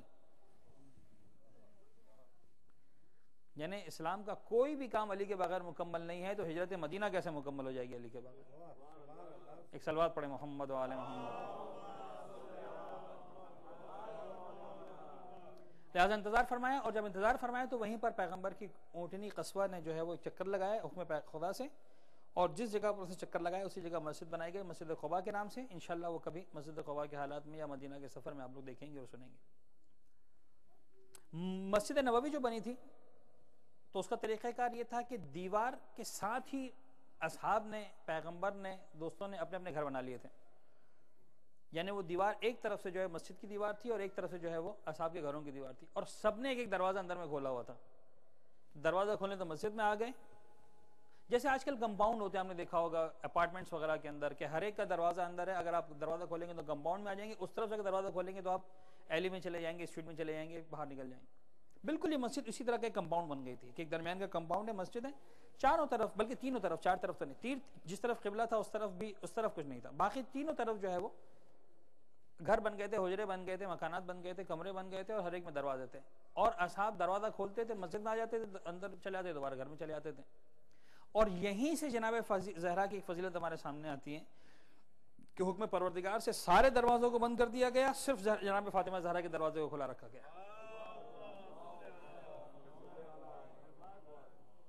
لہذا اور بڑا بھاری پڑا صاحب کو. دیکھیں پہلے دن سے اگر یہ نہ ملا ہوتا، یہ پریسٹیج نہ ملی ہوتی تو اتنا بھاری نہ پڑتا. جب کہہ دیا گیا ایک دم سے درمیان میں کہ بس تم طہارتوں کا خیال نہیں رکھتے ہو، یہاں وہی آ سکتے ہیں جو طاہرکم تطہیرا کی منزل پر ہیں، لہذا تم گھر سے نکلا کرو، پھر گھوم کے دروازے سے آیا کرو مسجد سے. تمہارے لیے تمہارا گھر اور ہے، مسجد اور ہے، لہذا تم اس کو سمجھو کہ دو الگ الگ چیزیں ہیں. یہ وہ ہیں جن کے لیے گھر میں اور مسجد میں کوئی فرق نہیں ہے. یہ اتنے بابرکت مقام. تو شہزادی کا دروازہ کھلا تھا. اب سمجھانا یہ کہ اس فضیلتوں کے نقطے کے بعد امام حسن کو باہر سے کراس کر کے نہیں آنا پڑتا تھا. دروازہ کھلتا تھا مسجد میں، دروازہ کھلتا تھا گھر میں. گھر میں تشریف لاتے ہیں جناب زہرا جو سوال پوچھتے ہیں بیٹا بتاؤ آج کیا ہوا، کیا پڑھا نانا نے، اور امام مجتبیٰ جو ہے وہ سارا کا سارا واقعہ سناتے ہیں کہ آج بابا نے یہ پڑھا، یہ پڑھا، یہ پڑھا، یہ پڑھا، سارا اس کو سنا دیتے ہیں. اچھا روز کا طریقہ کار تھا. ایک دن شاید کوئی خاص بات ہوئی ہوگی، مولا کائنات گھر میں تشریف لائے، کہا کہ شہزادی پتہ ہے کہ بابا نے آج کیا پڑھا؟ شہزادی نے کہا بتائیے. اب ایک جملہ امام علی نے کہا، باقی سارے جناب سیدہ نے پڑھ دیا کہ میرے بابا نے یہ بھی پڑھا، یہ بھی پڑھا، یہ بھی پڑھا. امام نے کہا بھائی آپ کو کیسے معلوم؟ کہا بڑی آسان سی بات ہے، اتنا ایکوریٹ آپ کو کیسے معلوم؟ کہا مجھے حسن نے بتایا ہے. بڑا بیٹا حسن جاتا ہے، اس نے آگے بتا دیا. اچھا اتنا اچھا بیان کرتا ہے؟ ہاں. اور آپ سنیں کیا مزہ آتا ہے. اچھا جن کے گھر میں بچے ہیں اور اس ایج کے بچے ہیں، 4 سال 5 سال 6 سال کے بچے، جب وہ کسی بھی واقعے کو آ کر بتاتے ہیں تو کتنا میٹھا لگتا ہے، کتنا اچھا لگتا ہے سننا، ان کے ساتھ چیٹ کرنا. یہ وہی سمجھتے ہیں کہ جن کے بچے ہیں بھی اور ان کے پاس اپنے بچوں کے ساتھ بیٹھنے کے لیے وقت بھی ہے.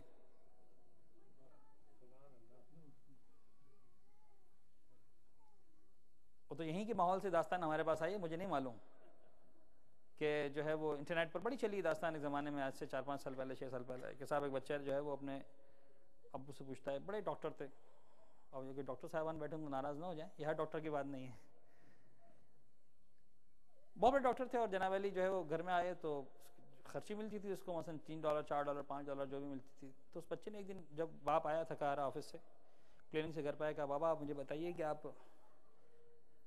یہ جو اتنے گھنٹے کام کرتے ہیں تو آپ ایک پیشنٹ کو آپ کتنا ٹائم دیتے ہیں؟ کہا میں آدھا گھنٹہ دیتا ہوں ایک پیشنٹ کو، عام طور پہ اتنا لگ جاتا ہے. کتنا فیس لیتے ہیں؟ $50 لیتا ہوں. کہا بابا کین یو بارو می $35؟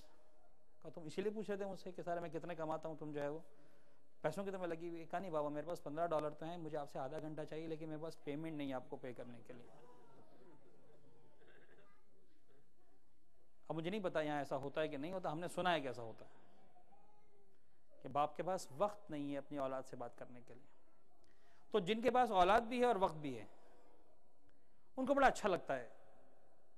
اچھا امام حسن گھر میں آئے، مولا کائنات نے کہا کہ میں بھی سنوں گا ایک دن، لہٰذا ایک دن جناب علی خطبہ آدھا پانا چھوڑ کے مولا کائنات بھی جو ہے وہ گھر میں تشریف لے آئے، اور ایک کونے میں اس طرح چھپ گئے کہ امام حسن کو نظر نہ آئے. معمول کے مطابق جو ہے وہ پیغمبر کا لیکچر ختم ہوا، امام مجتبیٰ جو ہے وہ گھر میں تشریف لائے. جیسے تشریف لائے ماں نے کہا کہ ہاں بیٹا بتاؤ حسن کیا ہوا، آج کیا پڑھا نانا نے، آج ہمارے بابا نے کیا پڑھا. اور امام حسن نے جو ہے بیان کرنا شروع کیا. 2 جملے 4 جملے پڑھے، جناب امام حسن نے محسوس کیا کہ زبان میں لکنت آ رہی ہے، زبان جو ہے وہ لڑکھڑا رہی ہے، اس انداز سے، اس سلاست اور روانی سے بیان نہیں کر پا رہے ہیں جس طرح ہمیشہ ماں کے سامنے بیان کیا کرتے تھے. فصاحت اور بلاغت کے اعتبار سے عجیب جملہ کہا، یا امہ قد تلجلج لسانی کأن سیدی یرانی. یہ خود بھی ایک شاعری ہے. بچپنے کے عالم میں اتنا فصاحت سے بات کرنا واقعی نہیں امام معصوم کا ہی کام ہو سکتا. کہ ماں میری زبان جو ہے وہ لڑکھڑا رہی ہے اور مجھے ایسا لگ رہا ہے کہ میرا سید و سردار مجھے دیکھ رہا ہے. اور مولا کائنات جو ہے وہ جہاں چھپے تھے بے اختیار آگے بڑھتے ہیں، مولا امام حسن مشتاق کو گلے سے لگاتے، ہاں بیٹا میں سننا چاہ رہا تھا. عجیب گھرانہ ہے، عجیب. میں صرف یہ دیکھتا ہوں کہ ایک ٹرائنگل ہے جو مکمل طور پر طہارتوں کا ٹرائنگل ہے. ابھی جو قبلہ نے بات کی، معلم ہے، معلم ہے، معلم بہ ہے، 3 چیزیں. پڑھانے والا کون ہے، پڑھایا کس کو جا رہا ہے، کیا پڑھایا جا رہا ہے. معلم پیغمبر کی ذات ہے، معلم حسن ہے، جو پڑھائی جا رہی باتیں وہ خالصتاً دین کی باتیں طے ہے نا. تینوں چیزیں. ماں حسن جیسے بیٹے کو بھیج رہی ہے، معصوم ماں معصوم بیٹے کو معصوم استاد کے پاس بھیج رہی ہے. یہ ہے طہارتوں کا ٹرائنگل. لیکن اس کے باوجود جب بچہ لوٹ کر گھر پہ آتا ہے تو ماں کے پاس ساری کی ساری مصروفیات کے باوجود، اب میں آج کل کے دور کی خواتین کا کمپیریزن کروں جناب سیدہ سے تو مجھے لگتا ہے کہ بلا وجہ مذاق لگے گا. شہزادی کونین گھر میں جتنا کام کرتی تھیں اس کا 5% کام بھی آج کل کی عورت نہیں کرتی، اور اس کے باوجود آج کی عورت زیادہ بیزی ہے. 5% کام، میں بلا موال کا کہہ رہا ہوں، نہیں کرتی کام. یعنی روٹی پکانا اگر کوئی خاتون کرتی بھی تو وہ بڑا تیر نہیں مارتی ہیں، اس لیے کہ اگر فاطمہ زہرا کو روٹی پکانی ہے تو پہلے گندم صاف کرنی ہے، چکی چلانی ہے، اس کو پیسنا ہے، اس کو صاف کرنا ہے، چولہا جلانے کے لیے لکڑیاں لانی ہے، بھونکے مارنی ہے. اس کے بعد جا کر جو ہے ایک روٹی پکانا اتنا بڑا کام ہے کہ اگر آج کل کی عورت سے کہا جائے شاید 24 گھنٹے اس کے نکل جائے روٹی پکانے ہیں.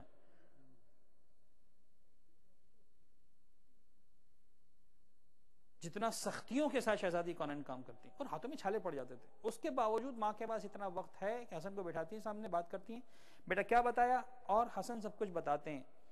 نہ پیغمبر اکرم کے بیان کرنے میں کوئی غلطی ہے کہ جناب سیدہ کو پوچھنے کی ضرورت پڑے، نہ امام حسن کے سمجھنے میں غلطی کا امکان ہے کہ شہزادی کو پوچھنے کی ضرورت پڑے. بچہ گھر سے باہر نہیں گیا کہ کسی اور سے مل کے آ گیا ہوگا، یہ تو وہ دروازہ ہے جو مسجد کے اندر ہی کھلتا ہے. اتنا زیادہ سیف ماحول کے اندر بھی ماں ہم کو بتا رہی کہ دیکھو فاطمہ زہرا جیسی اگر ماں ہے تو حسن جیسا بیٹا ہی کیوں نہیں ہے، پوچھنا ضرور کہ کہاں جا کر آیا ہے، کیا سن کے آیا ہے، کیا سیکھ کر آیا ہے. تو یقیناً وہاں ضرورت ہی نہیں تھی، یقیناً یعنی 1% ضرورت نہیں تھی. یہ میرے اور آپ کے لیے لیسن اور سبق ہے کہ اگر تم کنیز فاطمہ بننا چاہتے ہو، اگر تم اپنے گھر کو فاطمہ زہرا کے گھر جیسا بنانا چاہتے ہو، اگر تم اپنے بچوں کی تربیت فاطمہ زہرا کے بچوں کے نقش قدم پر چلنے والوں کی تربیت کرنا چاہتے ہو، تو تمہیں بہرحال اتنا وقت ضرور اپنے بچوں کے لیے اسپیئر کرنا چاہیے کہ you should ask them بیٹا آج کیا سیکھا, کس کے ساتھ تمہاری دوستی ہے, تمہارے دوستوں نے کیا کہا. اچھا بچہ آپ غور کیجئے, فطرتاً خدا نے ایسی مخلوق بنائی ہے کہ وہ جو کچھ بھی کر کے آتا ہے اپنے پیرنٹس کے ساتھ فطرتاً شیئر کرنا چاہتا ہے. آتے ہی فوراً کہے گا اماں یہ ہوا. اچھا جیسے بچے نے کہنا شروع کیا, ماں نے کہا ہاں ٹھیک ہے بعد میں کرنا, میں ذرا بھی بزی ہوں. آپ کو نہیں پتا کہ آپ نے کتنا بڑا ظلم کیا ہے بچے کے اوپر. ایک دن, 2 دن, 4 دن, 6 دن, آخر 7 دن بچہ کہنا ہی بھول جائے گا کہ ماں میرے ساتھ کیا ہوا, اس لیے کہ پتا ہے کہ ماں کو انٹرسٹ ہی نہیں ہے. بچہ کہنا بھول جائے گا اپنے باپ سے کہ میرے ساتھ کیا ہوا, اس لیے کہ سمجھ جائے گا کہ میرے باپ کو انٹرسٹ ہی نہیں ہے کہ میں کہاں پر ہوں, کیا جا کر آیا ہوں. اور اب جتنی بھی تکلیفیں ہوں گی وہ اس کے دل میں پروان چڑھتی رہیں گی, اور آخر میں ایک وقت آئے گا جب اس کے پاس بھی اپنے ماں باپ کے لیے وقت نہیں ہوگا. یہ ہے امام مجتبیٰ کی سیرت کا وہ پہلو کہ جس کو ہم مس کر جاتے ہیں. تو خیر بچپن کی بات تھی, اب آئیے صلح امام حسن کے حوالے سے کچھ باتیں. وقت گزر کرتا گیا, 47 سال کی عمر میں مولا اس دنیا سے رخصت ہوئے ہیں, اور جب صلح کا ایگریمنٹ سائن کیا ہے ایٹ دیٹ ٹائم امام کی جو عمر مبارک ہے it was not more than 37 years. 37 years کی عمر ہے, بالکل جسے کہتے ہیں ایک طرح سے جوانی کا دور ہے. 47 سال کی عمر مبارک ہے اور امام نے صلح کا ایگریمنٹ سائن کیا. حالت یہ ہے, آپ اسی سے سمجھ لیں کہ مولا کائنات جیسی شخصیت کو سجدے میں شہید کر دیا جاتا تو عالم اسلام کی کیفیت کیا ہوگی, اور عالم اسلام کہاں تک پہنچ چکا ہے کہ مولا کائنات جیسی ہستی کی جان بھی محفوظ نہیں, جبکہ امام اسٹیٹ آف وار کے اندر ہیں, مدینہ منورہ کے اندر نہیں ہے, مدینہ چھوڑنا پڑا ہے, کوفے میں آئے ہوئے ہیں, اور کوفہ کو اپنا جو ہے وہ چھاونی بنائی ہوئی ہے, کینٹ بنایا ہوا ہے اپنا, اور وہیں پر آ کے امام کا لشکر پورا ہے. اور ایک طرح سے کوفہ وہ علاقہ ہے جو یوں سمجھ لیجیے کہ امام کا گڑھ ہے اس وقت, مولا کائنات کا گڑھ ہے اس وقت, اور اس میں جناب علی جو ہے وہ اتنا پینیٹریشن ہو چکا ہے امیر شام کا اور یزید کے باپ کا کہ ایک شخص صبح کی نماز کے اندر مولا کائنات کے سر اقدس پر ضربت لگانے کی ہمت کر جاتا ہے, اور امام اس کے زہر لگی ہوئی تلوار سے شہید ہو جاتے ہیں. ورنہ ایسا نہیں ہے کہ سیکیورٹی میجرز کچھ بھی نہیں تھے مولا کائنات کے دور میں, لیکن بہرحال دس وے یہاں تک بات آ گئی. اور اس کے بعد جناب علی حالات یہ ہیں کہ مولا کائنات نے جیسے اس دنیا سے رخصت ہوئے ہیں, اب میں چاہ رہا ہوں کہ تھوڑا سا ڈاکیومنٹڈ اس کو کروں. ایک صلوات پڑھ دیجیے گا محمد و آل محمد پر. 21 رمضان کو امام مجتبیٰ نے خطبہ دیا, 21 رمضان کے دن سن 40 ہجری میں, جس دن مولا کی شہادت ہوئی ہے.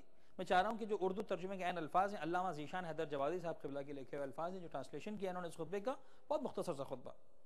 ایھا الناس, آج کی شب اس شخص نے انتقال فرمایا, یعنی 21ویں رات جو گزر گئی, جس پر عمل و کردار کے اعتبار سے نہ پہلے والے سبقت لے گئے ہیں اور نہ بعد والے وہاں تک پہنچ سکتے ہیں.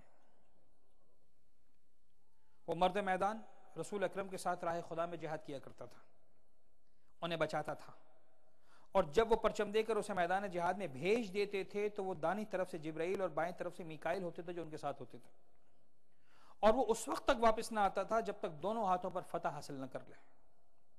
ان کا انتقال اس رات میں ہوا ہے جس رات عیسیٰ ابن مریم کو آسمان پر اٹھایا گیا اور یوشع ابن نون کا انتقال ہوا ہے. انہوں نے ترکے میں نہ درہم چھوڑے ہیں نہ دینار, صرف 700 درہم عطایا سے باقی رہ گئے تھے, جس سے ایک خادم خریدنے کا ارادہ تھا اور وہ نہ ہو سکا. ایھا الناس, جو مجھے پہچانتا ہے وہ پہچانتا ہے, اور جو نہیں پہچانتا وہ پہچان لے کہ میں حسن ابن علی ہوں, فرزند رسول اکرم, فرزند وصی رسول, فرزند بشیر و نذیر, اور اس کا فرزند ہوں جو خدا کی طرف دعوت دینے والا اور سراج منیر تھا. میرا شمار ان اہل بیت میں ہوتا ہے جن سے خدا نے ہر رجس کو دور رکھا ہے اور انہیں مکمل طہارت عنایت فرمائی ہے, اور ان کی محبت کو اجر رسالت قرار دیا ہے. نیکی ہم اہل بیت ہی کی محبت کا نام ہے. اتنا مختصر خطبہ یہاں پر آ کر امام حسن نے خطبے کو روک دیا. جیسے ہی خطبہ یہاں پر آ کر مکمل ہوا, قیس ابن سعد ایک مرتبہ کھڑا ہوا اس مجمع میں سے جو امام کے سامنے مجمع تھا, اور آگے بڑھ کر اس نے کہا کہ مولا ہاتھ بڑھائیے, ہم آپ کے ہاتھ پر خدا, کتاب خدا, سنت رسول اور دشمنوں سے جنگ کے نام پر آپ کے ہاتھ پر بیعت کرتے ہیں. کتاب خدا, سنت رسول اور جہاد فی سبیل اللہ, دشمنوں سے جنگ کے نام پر آپ کے ہاتھ پر بیعت کرتے ہیں. امام نے کہا نہیں, یہ ہے آغاز. امام نے کہا نہیں, جب ووٹ مل رہا ہوتا ہے، حکومت مل رہی ہوتی ہے، تو انسان وہ سب کچھ بھی کرتا ہے جو اس کا کبھی ارادہ ہی نہیں ہوتا. یہ تو کرنے کا ارادہ تھا، امام نے کہا نہیں، کتاب خدا سنت رسول جو کچھ ہے اس کے اندر ہے، اس کے علاوہ تم کوئی کسی چیز اگر بیان کرو گے تو اگر وہ کتاب خدا اور رسول، کتاب خدا اور رسول سنت رسول میں ہے تو الگ سے بیان کرنے کی ضرورت نہیں ہے، اور اگر نہیں ہے تو اس سے ہٹ کر مجھے کسی چیز پہ عمل نہیں کرنا. لہذا there will be no third thing. اور اس طرح سے جناب علی امام حسن نے کہا کہ ٹھیک ہے، بیعت ہوئی. بیعت کرنے کے بعد جنگ کا سلسلہ جاری رہا. اب جنہوں نے مولا کائنات کے واقعات کو پڑھا ہے وہ جانتے ہیں کہ ایک قضیہ تحکیم کا پہلے پیش آ چکا تھا، ایک واقعہ تحکیم کا پیش آ چکا تھا، جس میں ابو موسیٰ اشعری کی بے وقوفی سے، بلکہ ابو موسیٰ اشعری کی چالاکی سے جناب علی جو ہے وہ امیر شام کو باقاعدہ پورا عالم اسلام کا سربراہ بنا دیا گیا تھا، اور اس میں جو خوارج نکلے انہوں نے مولا کائنات کو کھلم کھلا کافر کہنا شروع کر دیا تھا. اور پھر جو نہروان کی جنگ ہوئی خوارج کے ساتھ، اور جو ابن ملجم نے مولا کائنات کے سر اقدس پر ضربت لگائی، اس کا تعلق بھی خوارج نہروان ہی سے تھا، جنہوں نے مولا پر خروج کیا تھا اور بیعت توڑی تھی اور کہا تھا کہ آپ جناب علی غلط ہیں اور ہم آپ کے خلاف بغاوت کریں گے. اور کسی اعتبار سے بھی امیر شام چاہ رہا تھا کہ اسی تحکیم کو جو ہے وہ مکمل کر دیں. اور امیر شام نے جو استعمال کیا طریقہ کار، جو حربہ استعمال کیا، وہ یہ حربہ تھا کہ اس نے کسی اعتبار سے بھی کوشش کی کہ مولا حسن مجتبیٰ کے لشکر کے سرداروں کو خرید لیا جائے. اور نارمل قیمت جو لگی وہ لگی 50,000 دینار. اس دور کے اعتبار سے 50,000 دینار کم نہیں تھے واقعا، بلکہ شاید آج بھی اگر 50,000 گولڈن کوئنز کی بات ہو تو شاید یہ کم مقدار نہیں ہوگی کسی بھی انسان کے لیے. اور امام حسن کے جو ساتھی تھے، لشکر کے سپہ سالار تھے، بہرحال اس انداز سے تربیت نہیں ہو پائی تھی جو اہل بیت اطہار کا طریقہ کار ہے، اس انداز سے پروان نہیں چڑھ پائے تھے. اسابق مدائن میں حالت یہ ہوئی کہ امام جب مدینہ کی طرف جا رہے تھے، امام کو باقاعدہ زخمی کر دیا گیا، خنجر کا وار ہوا، امام جھک گئے اور خنجر کا وار جو ہے وہ صحیح جگہ پہ نہ لگ سکا، امام کی ران زخمی ہو گئی. تقریباً 3 مہینے یا 2 مہینے امام بستر علالت پر آ گئے، اور اس وقت کسی کو نہیں معلوم تھا کہ امام ہے کہاں. اور جن افراد کی زیارت پر ہم کوفہ کے جاتے ہیں، صاحب ابن سوہان وغیرہ، یہ اصحاب تھے جنہوں نے امام حسن کو سنبھالا اور اس طرح سے امام کی تیمارداری کی کہ امام کو جو ہے وہ بالکل انڈر گراؤنڈ کر دیا، پتہ ہی نہیں کہ امام کہاں پر ہے، کہ جب تک امام صحتیاب نہیں ہوتے ہیں باہر نہیں آئیں گے. تو یہ جو گنتی کے 5-6 مہینے تھے وہ انتہائی سخت گزرے. امام پر قاتلانہ حملہ ہوا، اصحاب بک چکے تھے، سرداران لشکر بک چکے تھے. ادھر امیر شام نے لشکر میں یہ پیغام پھیلا دیا کہ امام حسن مجھ سے صلح کر چکے ہیں، کیونکہ امام حسن 2 مہینے کے لیے غائب ہو گئے تھے. لہٰذا مکمل طور پر جناب علی یہ افواہ پھیل چکی تھی، مارکیٹ میں رومر آ چکی تھی، لشکر میں رومر آ چکی تھی کہ یس امام حسین سیز فائر کر چکے ہیں امیر شام کے ساتھ، لہٰذا لڑنے کا کوئی فائدہ ہی نہیں. آپ یاد رکھیے گا، امام وقت کے لیے جب ڈیسائیڈ کرنا ہے کہ جنگ کرنی کہ نہیں کرنی تو 2 ہی راستے ہیں، یا اس جنگ کا جیتا جانا یقینی ہو، اور اگر خدا نہ خواستہ شہادت یقینی ہے تو پھر یہ طے ہو جائے کہ شہادت اس وقت زیادہ اہم ہے زندگی بچانے کے مقابلے میں، جو امام حسین کا دور تھا کہ یزید نے کھلم کھلا بیعت مانگ لی تھی. امیر شام نے آخر تک بیعت نہیں مانگی، آخر تک اس نے کام نہیں کیا، اور بڑا سمجھدار تھا اس معاملے میں وہ، بلکہ جاتے جاتے یزید کو بھی کہہ کر گیا تھا کہ لک ڈونٹ ڈو دس، یہ تم نہیں کرنا ورنہ نقصان اٹھاؤ گے، اور اس نے نقصان اٹھایا. ورنہ وہی امام حسین 10 سال تک امیر شام کے دور پہ، جو کل میں نے انالائز کیا آپ لوگوں کے سامنے کہ 10 سال تک امام حسین زندہ ہے امیر شام کے دور میں. امام حسین بھی خاموشی کے ساتھ، وہ بیعت نہیں مانگ رہے، امام بھی کچھ نہیں کر رہے، خاموش. یزید نے جو غلطی کی تھی وہ یہ کی تھی کہ یا بیعت دو یا سر دو. امام نے کہا ٹھیک ہے سر، بیعت تو نہیں ہو سکتی. امیر شام نے امام حسن کے ساتھ جو ہے وہ یہ کام. اچھا، حالات یہ ہو گئے کہ اب کسی اعتبار سے امام نے دیکھا کہ میری فوج میرا ساتھ دینے کو تیار نہیں، بلکہ عین ممکن ہے شہادتیں تو شہادتیں، الٹا ہو جائے کہ سردار لشکروں کو لے کر الگ ہو جائیں، جو بچ جائیں وہ مجھ پہ حملہ کر دیں. پتہ چلا مسلمانوں کی رئیسی عزت بھی گئی، مسلمانوں کا رہاسا وقار بھی گیا، مسلمانوں کی رئیسی طاقت بھی ختم ہو گئی. اور اس ساری کیفیت کے باوجود امام مجتبیٰ جنگ ضرور کرتے، لیکن امیر شام نے ایک کام یہ کیا کہ بلینک پیپر امام حسن کے پاس بھیج دیا کہ لک آفٹر آل دس میں تمہارے ساتھ تمہاری شرائط پر سلو کرنے کو تیار ہوں. اور یہ چیز تاریخ کا ڈاکیومنٹ بن جاتی ہے کہ امام حسن کے پاس موقع تھا سیز فائر کرنے کا، سلو کرنے کا، اور امام نے سلو نہیں کی، جبکہ حدیبیہ میں پیغمبر اکرم سلو کر چکے ہیں مکمل طاقت کے باوجود لشکر مکہ اور کفار مکہ کے ساتھ. جب بظاہر مسلمان اتنے اسٹرانگ تھے کہ بظاہر کوئی گنجائش نہیں تھی صلح کرنے کی، لیکن بیعت رضوان وہاں پر ہوئی، صلح حدیبیہ جناب علی جورانا کے مقام پر، اور پیغمبر اکرم صلح کر چکے تھے ایک مرتبہ. لہٰذا جب سیز فائر کی بات آئی، صلح کی بات آئی، امام حسن نے کہا کہ ٹھیک ہے اب تو صلح کرنا پڑے گی. لیکن اس کے باوجود امام نے خطبہ دیا، اور اس خطبے میں امام نے فرمایا کہ واٹ یو سجیسٹ، اپنے افراد سے لوگوں سے کہا اگر تم لوگ جنگ کرنے کے لیے تیار ہو تو میں خون کے آخری قطرے تک تمہارا ساتھ دینے کو تیار ہوں. اور تاریخ کے الفاظ ہیں کہ امام حسن کا پورا لشکر چلا چلا کر کہہ رہا تھا البقاء البقاء البقاء، ہم بچنا چاہتے ہیں، مرنا نہیں چاہتے. جس لشکر کی حالت یہ ہو چکی ہو، بظاہر ہزاروں کا لشکر، اسی لیے کہتے ہیں کہ حسین کا وہ لشکر تھا 72 کا، جس میں ایک ساتھی بھی نہیں تھا جو کہتا البقاء. اور امام حسین فرماتے تھے جیسا لشکر خدا نے مجھے دیا ایسا نہ میرے بابا کو ملا، نہ میرے نانا کو ملا، نہ میرے بھیا کو ملا. بلکہ زمانے کے امام کے لشکر کے حوالے سے بھی جب بات ہوتی ہے، یہی بات ہوتی ہے. آج دنیا میں جناب علی جو ہے وہ حتیٰ نوجوان صاحبان ایمان کو بعض اوقات جذبات ملا کر جناب علی بات پتہ نہیں کہاں سے کہاں. آج بات ہو رہی تھی امریکہ کے حوالے سے، دوسرے حوالوں سے، پتہ نہیں کیسے کیسے جو ہے وہ نوجوانوں کو بہکا دیا جاتا ہے، اور کس انداز سے جناب علی وہ اسلام کے نام پر اسلام کی خدمت کرنا چاہتے ہیں، فی سبیل اللہ سمجھتے ہیں، فی سبیل اللہ خدمت کر رہے ہیں. خودکش حملے ہو رہے ہیں، پتہ نہیں کیا ہو رہا ہے، کہاں سے کہاں عالم اسلام کو پہنچا دیا جذباتیت کے اندر. اور یہ جذباتیت مولانا تو چھوڑیں، مولا کے پاس لوگ آتے تھے، میں اکثر ہی کہا کرتا مولا کے پاس آتے تھے. چھٹے امام کے دور ہمارے سامنے کا دور ہے. خراسان سے ایک شخص چل کے آیا ہے، ابو مسلم خراسانی، اور بڑا اسٹرانگ بندہ ہے خراسان کا، one of the leaders of the Khorasan. آیا امام کی خدمت میں، کہنے لگا آپ امام سے ٹائم طے کیا، ایک باقاعدہ وہ آیا ایز اے ڈیلیگیشن ہے فرام خراسان، اور آ کر امام سے کہتا ہے کہ مولا آپ جو ہے وہ قیام کیوں نہیں کرتے ہیں، آپ اسٹینڈ کیوں نہیں لیتے ہیں؟ کہہ رہے ہیں مولا مجھے باقی جگہوں کا نہیں پتا، کمیونیکیشن اتنا اسٹرانگ نہیں تھا، اتنا فاسٹ نہیں تھا. کہا مولا مجھے باقی جگہوں کا نہیں پتا، صرف خراسان میں 100,000 سورڈز، 1,00,000 تلواریں آپ کی حمایت میں لڑنے کے لیے تیار ہیں، اور ایک کم لشکر نہیں ہوتا، 1,00,000 افراد. امام نے کہا اچھا کون ہوں؟ امام. گھر کے ملازم کو بنایا، کہا تندور روشن کرو. تندور روشن کیا گیا، جس میں روٹیاں پکائی جاتی، پورا تندور. آگ لگائی گئی، جلتی ہوئی آگ. امام نے کہا وہ مسلم جاؤ جا کر اس تندور میں بیٹھ جاؤ. کہا مولا غلطی ہو گئی، معاف کر دیں، سوری، میری بات آپ کو بری لگی، مجھے بخش دیں. مولا میں آپ سے معافی مانگتا ہوں، میں کوئی ایسی بات نہیں کروں گا. آپ کیوں مجھ سے ناراض ہو گئے، کیوں مجھے زندہ جلانا چاہتے ہیں؟ یعنی تیار ہے امام کی بات ماننے کے لیے، اگر امام اصرار کریں گے تو کود جائے گا. کہا مولا مجھے کیوں آپ زندہ جلانا چاہتے ہیں، مجھے معاف کرتے ہیں، میری غلطی ہو گئی، میں توبہ کرتا ہوں، ایسی بات نہیں. امام نے کہا کوئی بات نہیں، بات ختم ہو گئی. یہی امام سے محبت. ٹھیک ہے.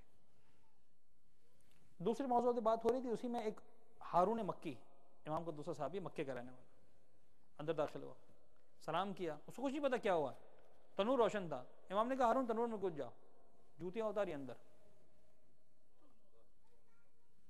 کیا غلطی ہو گئی مولا، کیوں ماننا چاہتے ہیں، بیوی بچے، بیوی بیوہ ہو جائے گی. کچھ نہیں، کچھ نہیں، نتھنگ.